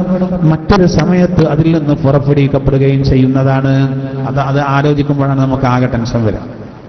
ഏത് ഭൂമിയിൽ നിന്ന് ആ പടക്കപ്പെട്ട നമ്മൾ, മണ്ണിൽ നിന്ന് പടക്കപ്പെട്ട നമ്മൾ ആ മണ്ണിലേക്ക് തന്നെ നമ്മൾ മടക്കപ്പെടുന്നതാണ്. ആ ഒരു സമയം ഒന്ന് ആലോചിച്ച് നോക്കൂ, ഒന്നും വേണ്ടി വരില്ല. മണ്ണിന്ന് പടക്കപ്പെട്ട നമ്മൾ ഒരു ചെറിയ ഇടവേളയ്ക്ക് ശേഷം ആ മണ്ണിലേക്ക് തന്നെ മടക്കപ്പെടുന്ന അവസ്ഥ ആലോചിച്ച് നോക്കൂ. ഏത് സമയത്തും വരും സഹോദരാ. അത് നനുത്തു മോന്തയാൽ മുറിയാം മുറിതോറും മണത്തു മണത്വത്തും മൃദുപാദനാം മൃത്യു എന്ന് പ്രഗത്ഭനായ കവി വൈലോപ്പിള്ളി പാടിയിട്ടുണ്ട്. പൂച്ചക്കുണ്ട് ഒരു സ്വഭാവം. എന്ത്? പൂച്ചക്കുണ്ട് മുറിതോറും കയറി വന്നിട്ട് വീടിന്റെ ഓരോ മുറികളിലും കയറിയിട്ട് പൂച്ചക്കുണ്ട് ഒരു മണം പിടിക്കൽ ഇല്ലേ? എല്ലായിടത്തും ഇങ്ങനെ മണത്ത് എന്നതുപോലെ ജീവനുള്ളവരുടെ ജീവനൊക്കെ അതാ തുടച്ചെടുക്കുന്നൊരവസ്ഥ. എല്ലാവരും പോകും, എല്ലാവരും മരിക്കും. ആ ഒരു ഘട്ടം ആലോചിച്ച് നോക്കൂ സഹോദര. മണ്ണിലേക്കാണ് നമുക്ക് മടക്കപ്പെടാനുള്ളത്. മനുഷ്യനാ ഓർമ്മയില്ല. മഹത്തുക്കളായ ആളുകൾ പറയുന്നത്, ഒരു മനുഷ്യനെ സംബന്ധിച്ചിടത്തോളം അവന്റെ 5 കാര്യങ്ങൾക്കാണ്. ഒന്നാമത്തത്, അവന്റെ ശരീരത്തിലെ മാംസം അത് പുഴുക്കൾക്കുള്ളതാകുന്നു. അവന്റെ അസ്ഥികള് അത് മണ്ണിനുള്ളതാകുന്നു. അവന്റെ സമ്പത്ത് അത് അനന്തരാവകാശികൾക്കുള്ളതാകുന്നു. അവന്റെ ആത്മാവ് അത് പിടിച്ച മലക്കുകൾ കൊണ്ടുപോകും.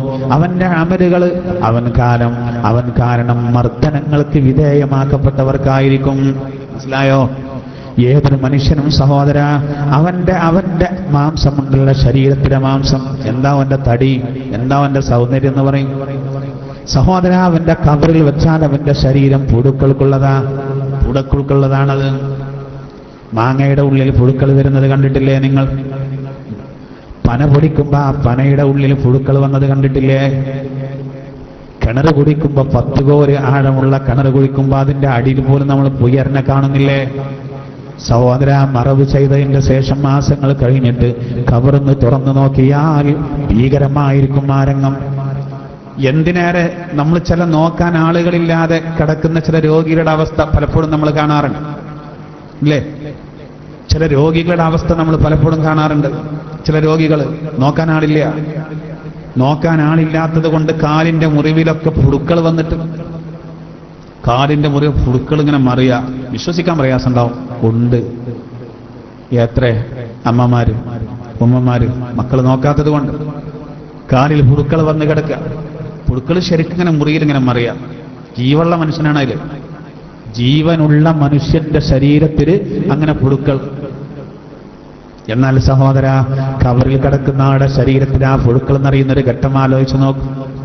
മനുഷ്യനെന്തെങ്കിലും മേനി നടിക്കാൻ കഴിയോ? ഏതെങ്കിലും വിഷയത്തിൽ ഈമാൻ കിട്ടിയില്ലെങ്കിൽ അവസ്ഥ ചിന്തിച്ച് നോക്കും. ഇത്ര ഭീകരമാണത്. ചെറുതിരക്കുള്ള സൗന്ദര്യമുള്ള നമ്മുടെ ശരീരം മരിക്കുന്നത് വരെ അത് കഴിഞ്ഞാ പോയില്ലേ? ആ ശരീരത്തിലാണ് സഹോദര ഈ പുഴുക്കൾ നിറയുന്നത്. അതുകൊണ്ടാണ് മഹത്തുക്കൾ പറയുന്നത് അവന്റെ ശരീരം, അവന്റെ മാംസം എന്ന് പറയുന്നത് അത് പുഴുക്കൾക്കുള്ളതാകുന്നു. അത് ചിന്തിച്ചാൽ ഒരിക്കലും നമ്മൾ വഴിവിടും. പിന്നെയോ അവന്റെ അസ്ഥികളോ അത് മണ്ണിനുള്ളതാകുന്നു. നല്ല ഉറപ്പുള്ള എല്ലുകൾ അവിടെ അതങ്ങനെ നുരുമ്പിപ്പോ. പിന്നെ ഒരല്പം മാത്രം ബാക്കിയോ. വിമാനത്തിനുണ്ടല്ലോ ഒരു ബോക്സ്, എല്ലാ പേരും അതിലുണ്ടാവുന്നതാണ്. എന്നതുപോലെ തന്നെ നമ്മുടെ എല്ലാ കാര്യങ്ങളും ആ എല്ലിലുണ്ടാവും. അതിൽ നിന്ന് വീണ്ടും നമ്മൾ ഉയർത്തിയെഴുന്നേൽപ്പിക്കപ്പെടും. അവ നമ്മുടെ ഈ അസ്ഥി, നമ്മുടെ എല്ലുകൾ, അതിന് ബലം കിട്ടാനുള്ള മരുന്ന് ചിലപ്പോൾ നമ്മൾ കുടിക്കും. അതിന് ബലം കിട്ടാനുള്ള വ്യായാമങ്ങൾ നമ്മൾ ചെയ്യും. അവസാനം അത് ഖബറിലെത്തിക്കഴിഞ്ഞാൽ അത് മണ്ണിനോട് ലയിക്കും. സഹോദര, പിന്നെ നമ്മൾ ഉണ്ടാക്കിയ മുതലുണ്ടല്ലോ, അള്ളാഹുവിനോടുള്ള കടപ്പാടൊക്കെ മറന്ന് മുതലിന് വേണ്ടി പരക്കം പായുണ്ടല്ലോ, അതൊക്കെ ആർക്കുള്ളതാണ്? അനന്തരാവകാശികൾക്കുള്ളതാണ്. അതൊക്കെ അനന്തരാവകാശികൾക്കാണ്. ഈ ഒരു ബോധം മനുഷ്യനില്ല. അവൻ കബറ് കടന്നിട്ട് അതിന്റെ പീഡനങ്ങൾ അനുഭവിക്കണം. സക്കാത്ത് കൊടുക്കാത്തത്, സമ്പത്തോ കൊടുക്കാൻ തോന്നിയില്ല. അവനങ്ങനെ പാത്തു വെച്ചു അവന്റെ സമ്പത്ത്. അവന്റെ അനന്തരാവകാശികൾ, ആ അനന്തരാവകാശികൾക്ക് നീക്കി വെച്ചു അവനത്. സഹോദര, അവന്റെ ആത്മാവാട്ടെ അത് പിടിച്ചു കൊണ്ടുപോയ മലക്കുകൾക്കും അതും പോയി. പ്രധാനപ്പെട്ടതാണ് റൂഹ്. അത് മലക്കുകൾ പിടിച്ചു കൊണ്ടുപോയി. ഇനിയുള്ളത് അവന്റെ അമലുകളാണ്. അവൻ കാരണം ആരെങ്കിലും അവന്റെ കൈകളാൽ മർദ്ദിക്കപ്പെട്ടിരുന്നുവെങ്കിൽ, അവന്റെ നാവിനാൽ പീഡിപ്പിക്കപ്പെട്ടിരുന്നുവെങ്കിൽ, ആക്രമിക്കപ്പെട്ടിരുന്നുവെങ്കിൽ അവർക്ക് അവന്റെ അമലുകളും കൊടുക്കും. ഇവനാകെ പാപ്പരാകുന്ന അവസ്ഥ. മുഫ്ലിസ് എന്ന് പറയും. മുഫ്ലിസ് മനസ്സിലായോ സഹോദര? ഇവൻ നാവ് കൊണ്ട് ആരെങ്കിലും ദ്രോഹിച്ചിട്ടുണ്ടെങ്കിൽ ആ ദ്രോഹിക്കപ്പെട്ട ആളുകൾക്ക് ഇവന്റെ അമലെടുത്ത് കൊടുക്കും. ഖുർആൻ ഓതിയതും അവന് സക്കാത്ത് കൊടുത്തതും, അവന് ഹജ്ജിന് പോയതും, അവന് നോമ്പ് നോറ്റതും, അവന് ഖുർആൻ ഓതിയതും നിസ്കരിച്ചതും, ജീവിതത്തിൽ വന്ന ഒരുപാട് അമലുകൾ, സലാം പറഞ്ഞതിന്റെ പ്രതിഫലം, മയ്യത്തിന്റെ സന്ദർശിച്ച പ്രതിഫലം, അവിടെ യാസീൻ ഓതിയ കൂലി, മയ്യത്തിന്റെ കൂടെ പോയ കൂലി, രോഗം സന്ദർശിച്ച പ്രതിഫലം, എല്ലാം വേറുള്ളവർക്ക് എടുത്തു കൊടുക്കേണ്ട അവസ്ഥ. പള്ളിയിലേക്ക് വന്നതിന് ഓരോ ചെവിട്ടടിക്കും കൂലി, അതാ പോകുന്നു, അതൊക്കെ മറ്റുള്ളവർക്ക് എടുത്തു കൊടുക്കേണ്ട അവസ്ഥ. മറ്റുള്ളവർക്ക് ബാധ്യത ഉണ്ടാക്കണ്ട, അവരോട് ബാധ്യത നമുക്കുണ്ടാക്കണ്ട. അപ്പൊ നോക്കൂ, മനുഷ്യന്റെ 5 കാര്യങ്ങൾ 5 കൊടുക്കണം എന്നാണ് ഇവിടെ അള്ളാഹു ആയത്തിൽ പറയുന്നതോ. അള്ളാഹു പറയുന്നത് ഭൂമിയിൽ നിങ്ങളെ സൃഷ്ടിച്ചു, പിന്നെ ആ ഭൂമിയിലേക്ക്, ആ മണ്ണിലേക്ക് തന്നെ നിങ്ങൾ മടക്കപ്പെടും. മണ്ണെന്ന് പടക്കപ്പെട്ടവർ മണ്ണിലേക്ക്. അതാണ് ഖബർ നമ്മളൊന്ന് കൂട്ടുന്നത്. ഏതൊരു മനുഷ്യന്റെ ശരീരം ഖബറിലാണ് വെച്ചാലും ഖബർ എന്ത് ചെയ്യും? അങ്ങനെ കൂട്ടും. ആ കൂട്ടുന്ന സമയത്ത് വാരിയല്ലുകളാണ് കോർക്കും. അത്ര വാരിയല്ലുകൾ അന്യോന്യാണ് കോർക്കും. എല്ലാവർക്കും ഉള്ളതാണ്. മരിച്ചു. എപ്പോഴാണ് മയ്യത്തെടുക്കുക? 2 മണിക്ക്. മയ്യത്തെടുത്തോ? എടുത്തു. എപ്പോ? 2 മണിക്ക് തന്നെ എടുത്തു. ഇപ്പൊ സമയം 4 മണിയായി. 2 മണിക്ക് മയ്യത്ത് ഖബറിലെത്തി. ഇപ്പൊ 4 മണിയായി. ആ 2 മണിക്കൂറിന്റെ ഇടയിൽ അവിടെ എന്തൊക്കെ നടന്നു? ഇപ്പൊ എന്തൊക്കെ നടന്നോണ്ട് ചിന്തിച്ചോ? സഹോദര, കാണാതായ ഒരു കുട്ടിയെ തിരിച്ചു കിട്ടുമ്പോ മാതാവിനും പിതാവിനും ഉണ്ടാകും ആ സങ്കടം. ആ കുട്ടിയെ കെട്ടിപ്പിടിച്ച് അണഞ്ഞു കൂട്ടിപ്പിടിച്ച് തീർക്കും. അത് കാണാതായ ഒരു കുട്ടീനെ കാണുമ്പോൾ ഒരാഴ്ചയായി കാണാതായി, ആരോ പിടിച്ചുകൊണ്ട് പോയതാ, ഭക്ഷണം കഴിക്കാതെ വളർന്നു കിടക്കുകയാണ് അമ്മയും വാപ്പയും. അവസാനം ആ കുട്ടിയാണ് കൺമുന്നിൽ കാടാണ്, തിരിച്ചു കിട്ടുകയാണ്, അണഞ്ഞു കൂട്ടി പിടിച്ചൂലേ. ഇതുപോലെയാണ് അത്രയും നല്ല ആളുകളെ അവരുടെ ശരീരം കബറിലെത്തിയാൽ സ്നേഹപൂർവ്വം മണ്ണൊന്ന് കൂട്ടും. പക്ഷേ സ്വർണത്തിന്റെ സൂചി കൊണ്ട് കണ്ണിൽ കുത്തിയാലും മുറിയാവും. സൂചി സ്വർണ്ണാണെങ്കിൽ സ്നേഹത്തോടുകൂടെയുള്ള കബറിന്റെ ആ കൂട്ടലും ശക്തമായ വേദനയ്ക്ക് കാരണം. എന്നാൽ സഹോദര, വെറുപ്പോടുകൂടെ ഈമാനില്ലാത്ത ആളൊരു കൂട്ടലുണ്ട് കബറിനത്രേ. അതിന്റെ ഒരു ഭീകരത ആലോചിച്ചു. എല്ലാവർക്കും നമ്മളൊന്നൊന്നുമല്ലല്ലോ. ഒരു സ്വഹാബി മരിച്ചപ്പോൾ അള്ളാന്റെ അർശൊന്നിന് പടച്ചു എന്നാണ്. അപ്പൊ എത്ര ഗൗരവം ഉണ്ടാവും.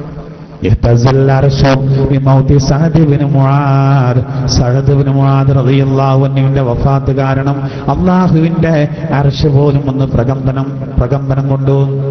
അള്ളാഹുവിന്റെ അർശ് ഒന്നിന് പടച്ചു എന്നാണ് സഅദ് റളിയല്ലാഹു ഈ ലോകത്തോടുകൂടെ പറഞ്ഞു. ആരാധ്യം 10,000-കണക്കിന് മലക്കുകൾ സഅദ് റളിയല്ലാഹു അൻഹുവിന്റെ ജനാസ കിടക്കുന്ന സ്ഥലത്തേക്ക് ഇറങ്ങിയത് കാരണം അള്ളാന്റെ തിരുദൂതർ നടന്നു പോകുമ്പോ ആ ജനാസ കിടത്തിയ സ്ഥലത്തേക്ക് ചെല്ലുമ്പോൾ പെരുവിരൽ നിരത്ത് വെച്ചായിരുന്നു റസൂൽ നടന്നത്. വിരലിങ്ങനെ കുത്തിയിട്ട് നടക്കുകയാണ്. സ്വഹാബത്ത് ചോദിച്ചു, നബിയെ, എന്തുകൊണ്ടാണ് നിങ്ങൾ അങ്ങനെ കിടക്കുന്നത്? എന്തുകൊണ്ടാണ് അങ്ങനെ നടക്കുന്നത്? അള്ളാന്റെ തിരുദൂതർ പറഞ്ഞു, എവിടെ നോക്കിയാലും മലക്കാള്, കാല് കുത്താൻ സ്ഥലമില്ല, അതുകൊണ്ടാണ് ഞാൻ അങ്ങനെ നടക്കുന്നത്. ഏതൊരാൾ മരിക്കുമ്പോഴും നല്ല മോമിനീകളാണെങ്കിലും മലക്കുകളൊന്നായിട്ട് വരും. അതിന് ചെയ്യേണ്ടതൊക്കെ ചെയ്തോളി. ഇഖ്ലാസ് സൂറത്ത് നല്ലോണം ഓതണം. ഇഖ്ലാസ് സൂറത്ത് കൂടുതൽ ഓതിയാൽ മലക്കുകൾ വരും. തബാറക സൂറത്ത് മുടങ്ങാതെ പതിവാക്കിയാൽ നമ്മുടെ രക്ഷക്ക് മലക്കുകൾ വരും. അല്ലാഹു തൗഫീഖ് നൽകുമാറാവട്ടെ. നിങ്ങളുടെ പൊടിക്കൈകളാണത്, ഒറ്റമൂലികൾ എന്ന് പറയാം. ഇഖ്ലാസ് സൂറത്ത് എപ്പോഴും ഓതുക. ഒരു വട്ടമെങ്കിലും ഒരു തബാറക ഒരു ദിവസം. രാത്രിയാണ് ഏറ്റവും നല്ലത്. മുഞ്ചിയാണത്. അത് രക്ഷകന്റെ റോളിൽ മരണവേളയിൽ വരും. സഅദ് റളിയല്ലാഹു അൻഹുവിന്റെ അരികിലേക്ക് അതാ മലക്കുകൾ ഒന്നായിട്ട് വരുന്നു. അള്ളാന്റെ തിരുദൂതർ പോലും കാല് ശരിക്ക് നിലത്ത് കുത്താൻ കഴിയാതെ നടക്കുന്നു. സ്വഹാബത്തൊന്നും കാണുന്നില്ല. റസൂലിനോട് ചോദിച്ചപ്പോൾ പറയുന്നു, എവിടെ നോക്കിയാലും അള്ളാഹു എനിക്ക് മലക്കാളെ കാണിച്ചു തരുന്നു.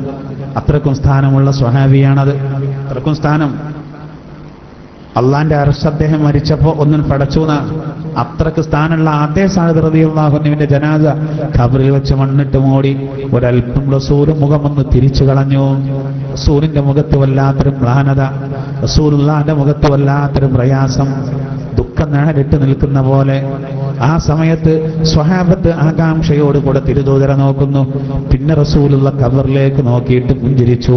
സ്വഹാബത്ത് ചോദിച്ചു, നബിയെ, എന്തേ ആദ്യം നിങ്ങൾ വിഷമിച്ചത്, പിന്നെ എന്തേ നിങ്ങൾ പുഞ്ചിരിച്ചത്? അള്ളാന്റെ തിരുദൂതർ പറഞ്ഞു, സഅദിന്റെ ഖബർ അദ്ദേഹത്തിനൊന്ന് കൂട്ടി. അള്ളാഹു എനിക്ക് കാണിച്ചു. ഇത്ര സ്ഥാനമുള്ള ആ സഅദ് റളിയല്ലാഹുവിന്റെ ആ ശരീരം കൂട്ടിയപ്പോ താങ്ങാൻ കഴിഞ്ഞില്ല. അത് കണ്ടപ്പോ അതാ ഞാൻ കരയാൻ കാരണം, സങ്കടപ്പെടാൻ. പിന്നീട് ആ ഖബറതാ നോക്കത്താ ദൂരത്തേക്ക് വിശാലമാക്കി കൊടുത്തു. അപ്പൊ അള്ളാനെ അവഗണിച്ചവരെ അവർക്കുള്ള കുടുസാക്കലൊക്കെ സഹിക്കാൻ കഴിയില്ല.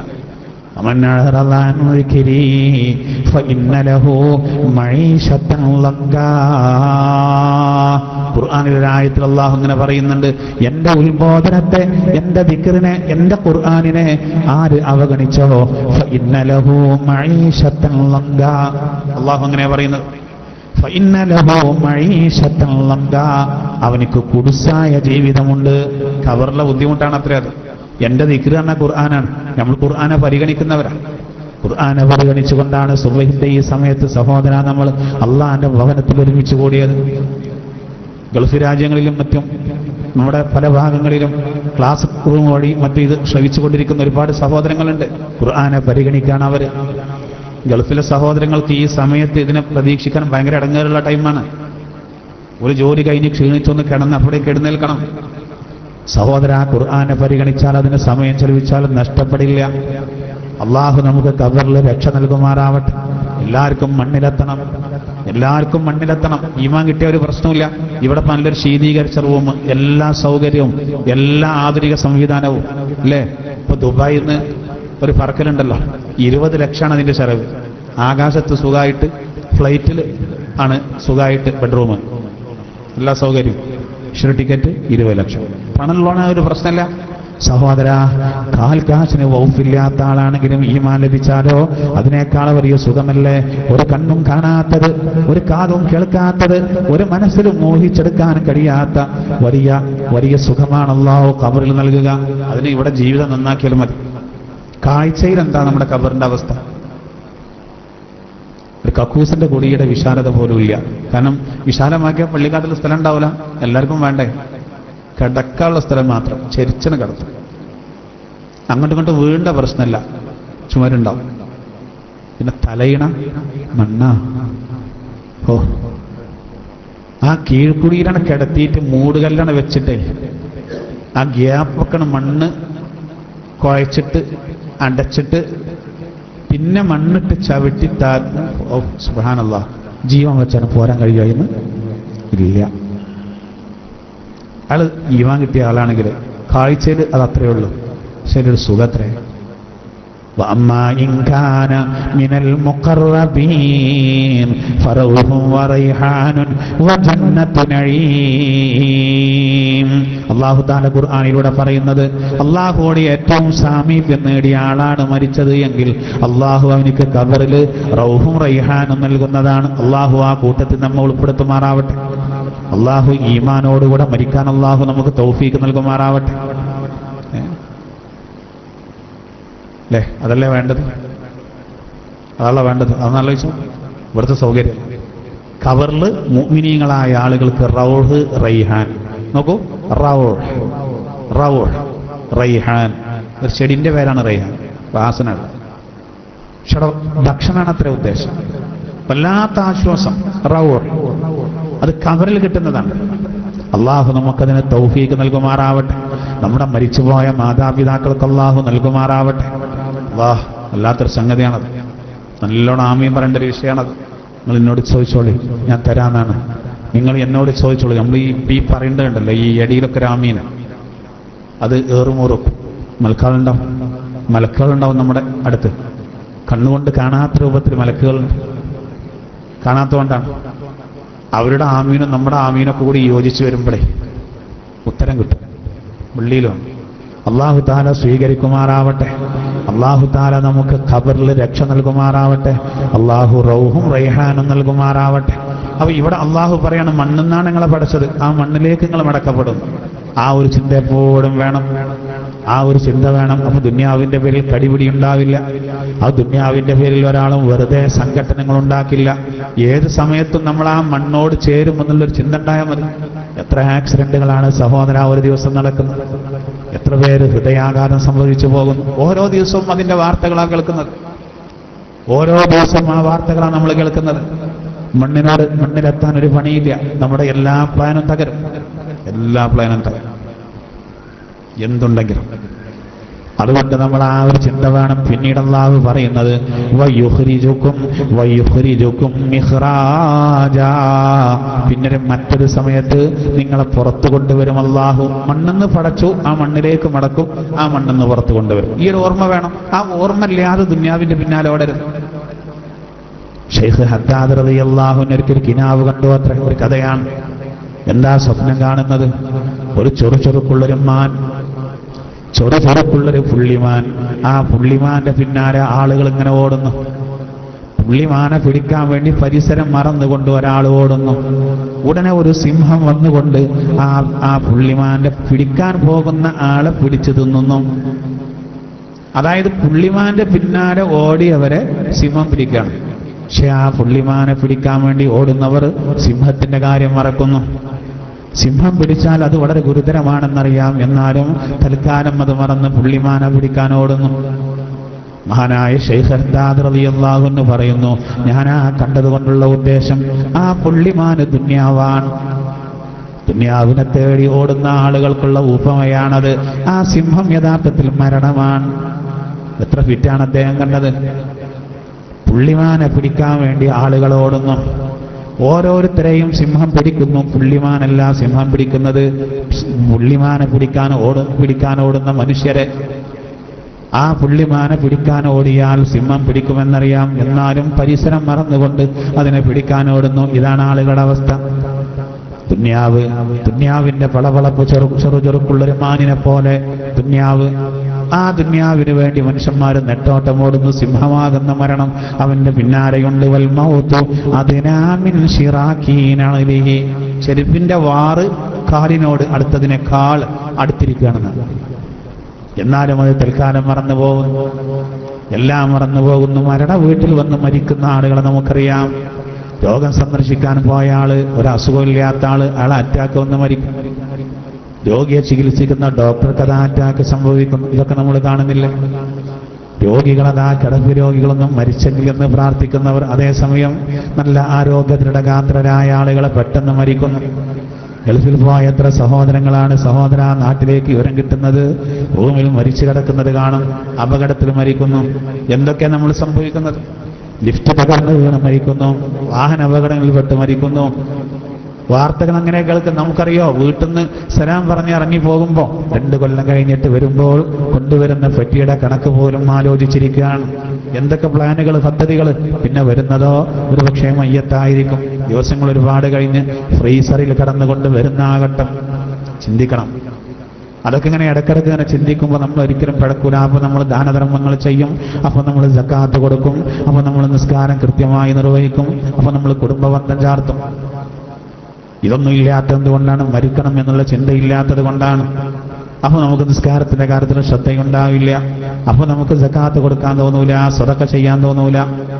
അപ്പൊ നമുക്ക് നല്ല കാര്യങ്ങൾക്ക് സമയമുണ്ടാകില്ല, വെറുതെ വേസ്റ്റാക്കും. ഈ ചിന്ത ഉണ്ടായാൽ നമ്മൾ രക്ഷപ്പെടും. അള്ളാഹു യഥാർത്ഥ മോമിനീങ്ങളിൽ നമ്മെ ഉൾപ്പെടുത്തുമാറാവട്ടെ. പിന്നീട് അള്ളാഹു പറയുന്നു, അള്ളാഹു ജഅല ലക്കുമുൽ അർള ബിസാത്താ. അവസാനിപ്പിക്കാൻ അള്ളാഹു പറയുന്നത്, അള്ളാഹു ജഅല ലക്കുമുൽ അർള ബിസാത്താ. അള്ളാഹു ഭൂമിയെ നിങ്ങൾക്ക് വിരിപ്പാക്കി തന്നു. ഈ ഭൂമി ഗോളാകൃതിയിലാണ്. അതുകൊണ്ടാണ് പ്രത്യേകം പറയാൻ കാരണം. ഭൂമി പരന്നതാണ് എന്ന് ഖുർആൻ പറയുന്നു. ചില തെറ്റിദ്ധരിച്ചവരുണ്ട്. സഹോദരാ, ഭൂമിയുടെ ഷെയ്പ്പ് അള്ളാഹു വിശദീകരിക്കുന്നില്ല. ഭൂമിയുടെ ഷെയ്പ്പ് അള്ളാഹു വിശദീകരിക്കുന്നില്ല. മനുഷ്യർക്ക് അനുഭവപ്പെടുന്നത് പരന്ന രൂപത്തിലാണെന്ന് ഖുർആൻ പറയുന്നുണ്ട്. أفلا ينظرون إلى الإبل كيف خلقت وإلى السماء كيف رفعت وإلى الجبال كيف نصبت وإلى الأرض كيف سطحت. ഭൂമിയിലേക്ക് മനുഷ്യർ നോക്കുന്നില്ലയോ, എങ്ങനെയാണ് അതിനെ പരത്തപ്പെട്ടിരിക്കുന്നത്? അത് പ്രത്യേകം ഭൂമിയെ പരത്തി എന്ന് പറയാൻ കാരണം ഉരുണ്ടതായതുകൊണ്ടാണ്. യുക്കവ്യോ എന്ന വാക്ക് ഉപയോഗിച്ചിട്ടുണ്ട്. സൂര്യന്റെയും അത് രാവും പകലും മാറി വരുന്നതിനെ സംബന്ധിച്ച് യൂലിജു എന്നല്ലാഹു പറഞ്ഞിട്ടുണ്ട്. രാവിനെ പകലിലേക്കും പകലിനെ രാവിലേക്കും കടത്തി എന്നതിന് യൂലിജു എന്ന വാക്കാണ് ഉപയോഗിച്ചത്. യുക്കവ്യോ എന്ന് ഉപയോഗിച്ചു, ചുറ്റിപ്പുതച്ചു എന്നാണ്. ഉരുണ്ടതിലേക്കുള്ള സൂചനകളാണത്, ഉരുണ്ടതിലേക്കുള്ള സൂചനയാണ്. എന്തായിരുന്നാലും നോക്കൂ, അല്ലാഹു തആല ഭൂമിയെ വിരിപ്പാക്കി തന്നു എന്ന് പറഞ്ഞാൽ നമുക്ക് താമസിക്കാൻ അനുയോജ്യമാക്കി. അള്ളാഹു പറയാണ്, മാത്രമല്ല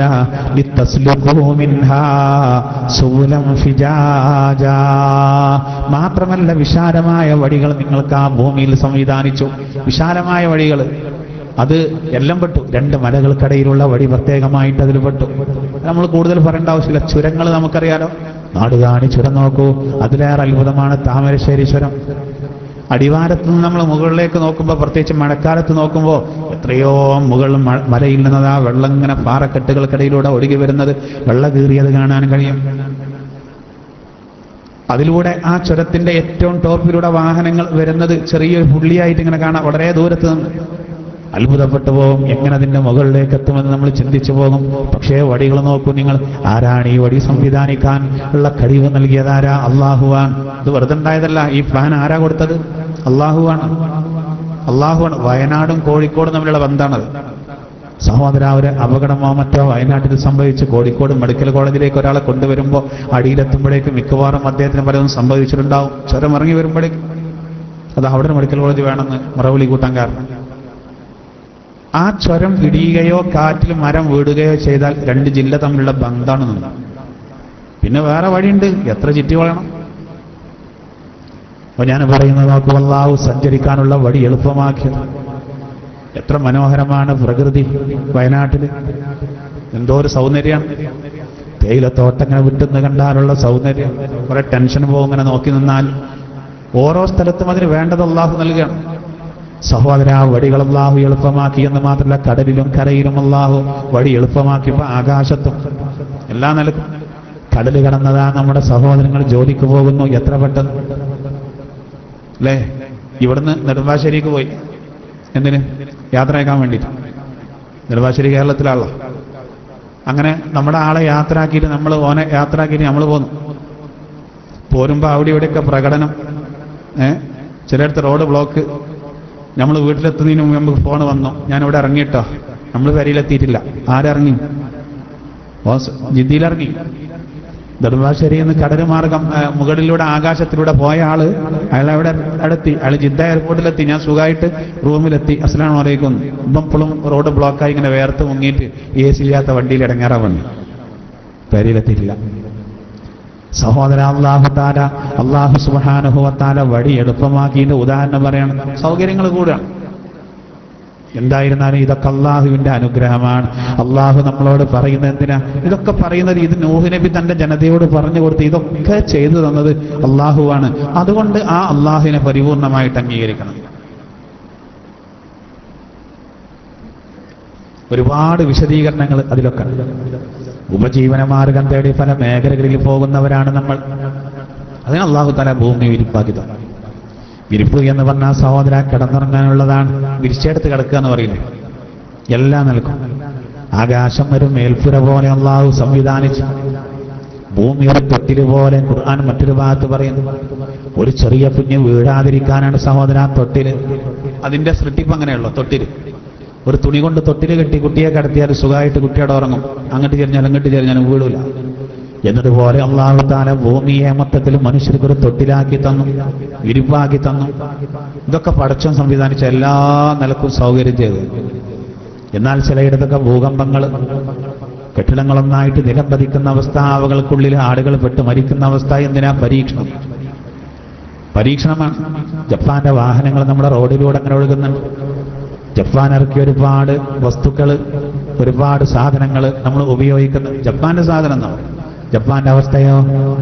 ഭൂകമ്പത്തെ തടയാൻ കഴിയാതെ കനം കുറഞ്ഞ വീടുകൾ നിർമ്മിക്കുന്നു അവർ. വിരിവാക്കിയ ഭൂമി, ആക്കപ്പെട്ട ഭൂമി ഇടക്കൊന്ന് കുലുങ്ങാണ്. എന്താണ് അതിന്റെ പ്രയാസം?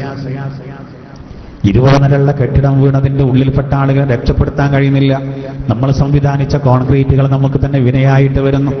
പരുക്ക് പറ്റിയ ആളുകൾ അതിന്റെ ഉള്ളിൽ കിടക്കുക. സാങ്കേതിക മികവിന്റെ പേരിൽ അഹങ്കരിക്കുന്ന അമേരിക്കയിൽ പോലും ഭൂകമ്പത്തിൽ തകർന്ന് കെട്ടിടാവശിഷ്ടങ്ങൾക്കിടയിൽ കിടക്കുന്ന ആളുകളെ രക്ഷപ്പെടുത്താൻ കഴിയുന്നില്ല. അപ്പോ ആളുകൾ ഒരിക്കലും അള്ളാഹുവിനെ ധിക്കരിക്കാൻ പാടില്ല. വിരിപ്പ് അള്ളൊന്ന് കൊടിയും ചിലപ്പോ കിടക്കാൻ പറ്റാത്ത അവസ്ഥ വരും. ചിലപ്പോ തൊട്ടിലൊന്ന് പൊളിയും. ഇതൊക്കെ നമ്മൾ കണ്ടുകൊണ്ടിരിക്കുകയാണ്. നമുക്ക് എന്തെങ്കിലും ചെയ്യാൻ കഴിയോ? ഇല്ല സഹോദര, ഇല്ല. ജുവാൻ ലാഫിയർ എന്ന് പറയുന്ന അമേരിക്കയിലെ ആണവ ശാസ്ത്രജ്ഞയായ സ്ത്രീ ഇസ്ലാം സ്വീകരിച്ചു. ആയിഷ എന്ന പേര് സ്വീകരിച്ചു. എന്റെ കാരണം? ആയിഷ എന്ന പേര് സ്വീകരിക്കാനുള്ള കാരണം, മുസ്ലിമാകാനുള്ള കാരണം, പ്രകൃതി ദുരന്തങ്ങൾക്ക് മുന്നിൽ അമേരിക്ക പോലും പകച്ചു നിൽക്കുന്നു എന്നതാണ്. ഒന്നും ചെയ്യാൻ കഴിയുന്നില്ല.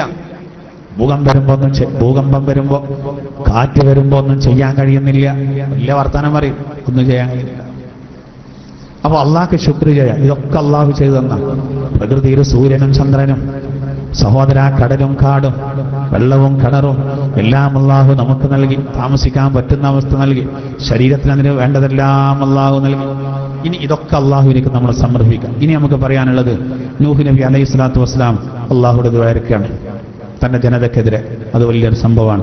ഇൻഷാ അല്ലാഹ് അത് അടുത്ത ക്ലാസ്സിൽ നമുക്ക് പറയാം. മഹാനായ നൂഹ് നബി തന്റെ ജനതയെ സ്വന്തം ശരീരത്തിലേക്ക് നോക്കിയിട്ടും പ്രകൃതിയിലേക്ക് നോക്കിയിട്ടും അള്ളാഹുവിന്റെ ഏകത്വം കണ്ടു മടങ്ങാൻ അതിലേക്ക് പ്രേരിപ്പിക്കുന്ന ഭാഗമാണ് ഇന്ന് നമ്മൾ വിശദീകരിച്ചത്. ഇൻഷാ അല്ലാഹ് ബാക്കിയുള്ള നമുക്ക് അടുത്ത ക്ലാസ്സിൽ വിശദീകരിക്കാം. അള്ളാഹു സുബ്ഹാനഹു വ തആല നമ്മൾ പറഞ്ഞതും കേട്ടതും സ്വാലിഹായ അമലായി അള്ളാഹു നമ്മിൽ നിന്ന് സ്വീകരിക്കുമാറാവട്ടെ. പ്രത്യേകം ദുആ കൊണ്ട് വസിയത്ത് ചെയ്ത ധാരാളം ആളുകളുണ്ട്. എല്ലാവർക്കും വേണ്ടി നമുക്ക് ദുആരക്കാം. അസുഖം പൂർണ്ണമായി സുഖപ്പെടാൻ വേണ്ടി പ്രത്യേകം ദുആരക്കാൻ ഇന്നത്തെ ക്ലാസ്സിൽ ചായ നൽകിയത് അള്ളാഹു സ്വീകരിക്കുമാറാവട്ടെ. അള്ളാഹുയുടെ രോഗത്തിന് ശിഫ നൽകുമാറാവട്ടെ എന്ന് ആത്മാർത്ഥമായിട്ട് ദുആരക്കാണ്. അതോടുകൂടെ തന്നെ നാളെ സുബഹിന്റെ ശേഷം നമ്മുടെ പെരിങ്ങോട്ടുപുറത്തെ ഖുർആൻ ക്ലാസിന്റെ വാർഷികവും കൂടിയാണ്. പെരിങ്ങോട്ടുപുറത്തെ ഖുർആൻ ക്ലാസ് 1 വർഷമായി തുടങ്ങിയിട്ട് അതിന്റെ വാർഷികം നല്ല റാഹത്തുള്ള ക്ലാസ്സാണ് അവിടെ. ആ നാട്ടിൽ ഏകദേശം ആണും പെണ്ണും ഒക്കെ പങ്കെടുക്കുന്ന ക്ലാസ്. ആണുങ്ങളൊക്കെ പള്ളിയിലും പെണ്ണുങ്ങളൊക്കെ മദ്രസയിലും. അപ്പോൾ ഒരു വർഷമായപ്പോൾ ഇൻഷാ അല്ലാഹ് വിപുലമായ രൂപത്തിൽ അതിൻ്റെ ഒരു വാർഷിക പരിപാടി നാളെ നടക്കുകയാണ്. അപ്പോൾ നാളെ ഇൻഷാ അല്ലാഹ് സാധാരണത്തെ പോലെ സുബഹി നിസ്കരിച്ച ഉടനെ ക്ലാസ് ആരംഭിക്കും. ഒരു 6:30 ഇൻഷാ അല്ലാഹ് ഉമർ മുസ്ലിയാർ കീഴ്ശ്ശേരി അദ്ദേഹത്തിൻ്റെ നേതൃത്വത്തിലുള്ള ദുആ നടക്കും. അപ്പോൾ അതുകൊണ്ട് നിങ്ങളൊക്കെ കഴിയുള്ള ആളുകൾ അവർ വിപുലമായ രൂപത്തിൽ ഭക്ഷണവും കാര്യങ്ങളൊക്കെ ഒരുക്കുന്നുണ്ട് വരുന്ന ആളുകൾക്ക്. അപ്പോൾ എല്ലാ നിലക്കും ഒരു ദുആയുടെ സദസ്സും ഒരു ഖുർആന്റെ സദസ്സും ഇൻഷാ അല്ലാഹ്. അതുകൊണ്ട് എല്ലാവരും പരമാവധി നാളെ അതിൽ വരുന്ന കാര്യം ഒന്ന് പ്രത്യേകം ശ്രദ്ധിക്കണം ഇൻഷാ അല്ലാഹ്. അതുപോലെ ഒരു വാർഷികം നമുക്കും വേണം നടത്താൻ. അതുപോലൊരു വാർഷികം ഇൻഷാ അല്ലാഹ് നമ്മുടെ ഈ ക്ലാസ് ഒരുപാട് ആളുകൾക്ക്, പുറത്തുള്ള ഒരുപാട് ആളുകൾക്ക് ഉപകാരപ്പെടുന്ന നമ്മുടെ ഈ ടൗൺ പള്ളിയിലെ നമ്മുടെ ഈ ക്ലാസിന്റെ ഒരു വാർഷികവും ഇതുപോലെ ഇങ്ങനെ നടത്തിയാൽ മതി.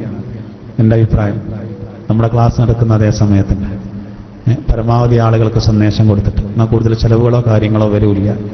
നമുക്ക് കാര്യപ്പെട്ട നമ്മുടെ സാദാത്തുക്കളെ ഉസ്താദുമാരെ ദുആക്ക് വിളിച്ച് ആളുകൾക്ക് ഇതുകൊണ്ടൊരു പ്രയോജനം വേണം. ഇൻഷാ അല്ലാഹ് കൂടുതൽ ആളുകളിലേക്ക് സന്ദേശം എത്തിച്ച് തെരഞ്ഞെടുപ്പും കാര്യങ്ങളും പ്രചരണവും കാര്യങ്ങളൊക്കെ ഉണ്ടാവും. എന്നാലും ക്ലാസ് മുടങ്ങരുത്. ഇത് കഴിഞ്ഞിട്ട് ബാക്കി മതി നമുക്കെല്ലാം. അപ്പോഴേ അതിലൊക്കെ ബർക്കത്തുണ്ടാവുള്ളൂ. അപ്പോൾ അതുകൊണ്ട് ഒരു ക്ലാസ്സും ഒഴിവാകാതെ വരുമെന്നുള്ളൊരു പ്രതിജ്ഞയോടുകൂടെ നിങ്ങൾ പോകണം. അതിനാണ് നമ്മൾ വാർഷികവും കാര്യങ്ങളൊക്കെ വെക്കുന്നത്. അല്ലാഹു തആല ഇത്തരം നമ്മുടെ എല്ലാ പ്രവർത്തനങ്ങളും അല്ലാഹു സ്വീകരിക്കുമാറാവട്ടെ. ആമീൻ എന്ന് പ്രത്യേകം പ്രാർത്ഥിച്ച് അവസാനിപ്പിക്കുകയാണ്. നമുക്ക് ദുആ. ബിസ്മില്ലാഹിർ റഹ്മാനിർ റഹീം. ഫഅലം അന്നഹു ലാ ഇലാഹ ഇല്ലല്ലാഹ് ലാ ഇലാഹ ഇല്ലല്ലാഹ് ലാ ഇലാഹ ഇല്ലല്ലാഹ് ലാ ഇലാഹ ഇല്ലല്ലാഹ് ലാ ഇലാഹ ഇല്ലല്ലാഹ് ലാ ഇലാഹ ഇല്ലല്ലാഹ് ലാ ഇലാഹ ഇല്ലല്ലാഹ് ലാ ഇലാഹ ഇല്ലല്ലാഹ് ലാ ഇലാഹ ഇല്ലല്ലാഹ് ലാ ഇലാഹ ഇല്ലല്ലാഹ് ലാ ഇലാഹ ഇല്ലല്ലാഹ് ലാ ഇലാഹ ഇല്ലല്ലാഹ് ലാ ഇലാഹ ഇല്ലല്ലാഹ്.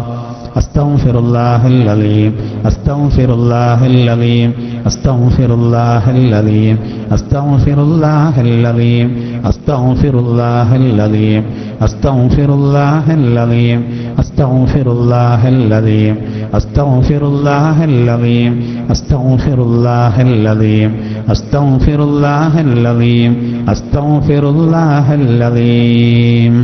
اللهم صل على محمد والآل كلهم وسلم. اللهم صل على محمد والآل كلهم وسلم. اللهم صل على محمد والآل كلهم وسلم.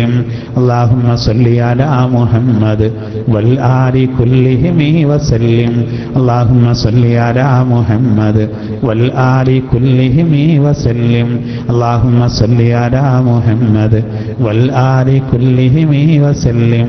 اللهم صل على محمد والآل كلهم وسلم. اللهم صل على محمد والآل كلهم وسلم. اللهم صل على محمد والآل كلهم وسلم. اللهم صل على محمد والآل كلهم وسلم. اللهم صل على محمد والآل كلهم وسلم. الحمد لله رب العالمين حمدا يوافي نعمه ويكافي مزيدا. اللهم صل على سيدنا محمد وعلى آل سيدنا മൗലാന മുഹമ്മദ്. അല്ലാഹുവേ, വിശുദ്ധ ഖുർആൻ പഠിക്കുന്നവർ, അത് പഠിപ്പിക്കുന്നവർ, അവരാണ് എൻ്റെ സമുദായത്തിലെ ഉത്തമർ എന്ന് പുണ്യനബി പഠിപ്പിച്ചു. അല്ലാഹുവേ, ആ കൂട്ടത്തിൽ ഞങ്ങൾ നീ ഉൾപ്പെടുത്തണേ റഹ്മാനെ. വിശുദ്ധ ഖുർആൻ പഠിക്കുന്നതിന് സമയം ചെലവഴിക്കുന്നതിൻ്റെ ബർക്കത്ത് കൊണ്ട് അല്ലാഹുവേ, ഖൈറു ഉമ്മയിൽ ഞങ്ങൾ നീ ഉൾപ്പെടുത്തണേ റഹ്മാനെ. അല്ലാഹുവേ, ഈ സദസ്സിലുള്ള ഞങ്ങളെ നീ സ്വീകരിക്കണേ റഹ്മാനെ. ക്ലാസ് റൂം വഴിയും മറ്റും ഇത് ശ്രവിച്ചു കൊണ്ടിരിക്കുന്ന ഞങ്ങളുടെ സഹോദരങ്ങൾ, വിദേശത്തും മറ്റുമുള്ള ഞങ്ങളുടെ സഹോദര സഹോദരിമാര്, അല്ലാഹുവേ, അവർക്ക് ഖൈറും ബർക്കത്ത് നൽകണേ റഹ്മാനെ. അല്ലാഹുവേരുടെയൊക്കെ ജോലികളിൽ ബർക്കത്ത് നൽകണേ റഹ്മാനെ. അല്ലാഹുവേ, ഗൾഫ് രാജ്യങ്ങളിൽ പ്രയാസപ്പെടുന്ന ഞങ്ങളുടെ സഹോദരങ്ങൾ, അവർക്ക് നല്ല റാഹത്തുള്ള ജോലി നൽകണേ റഹ്മാനെ. വരുമാനത്തിൽ അവർക്ക് വർധനവ് നൽകണേ റഹ്മാനെ. ഉള്ളതിൽ ബർക്കത്ത് നൽകണേ റഹ്മാനെ. എല്ലാ ബുദ്ധിമുട്ടുകളും തീർത്തു കൊടുക്കണേ റഹ്മാനെ. റഹ്മാനെ. അവർക്ക് വളരെ സന്തോഷത്തോടു കൂടെ അവരുടെ കുടുംബത്തിലേക്ക് വന്നു ചേരാനുള്ള തൗഫീഖ് നൽകണേ റഹ്മാനെ. അവരുടെ കടങ്ങളൊക്കെ വീട്ടി കൊടുക്കണേ റഹ്മാനെ. അല്ലാഹുവേ, വിശുദ്ധ ഖുർആനിനെ പരിഗണിച്ച് ഈ സമയം കണക്കിലെടുത്ത് ഇത് ശ്രദ്ധിച്ച് കേൾക്കുന്നവരും പഠിക്കുന്നവരുമുണ്ട്. അല്ലാഹുവേ, അവർക്കൊക്കെ അർഹമായ കൂലി നൽകണേ റഹ്മാനെ. അതിന്റെ ബർക്കത്ത് കൊണ്ട് അവരുടെ ബാക്കിയുള്ള വിഷയങ്ങളിലൊക്കെ ബർക്കത്ത് നൽകണേ റഹ്മാനെ. അല്ലാഹുവേ, വയസ്സായവരുണ്ട്, എല്ലാ ബുദ്ധിമുട്ടുകളും തീർത്തു കൊടുക്കണേ റഹ്മാനെ.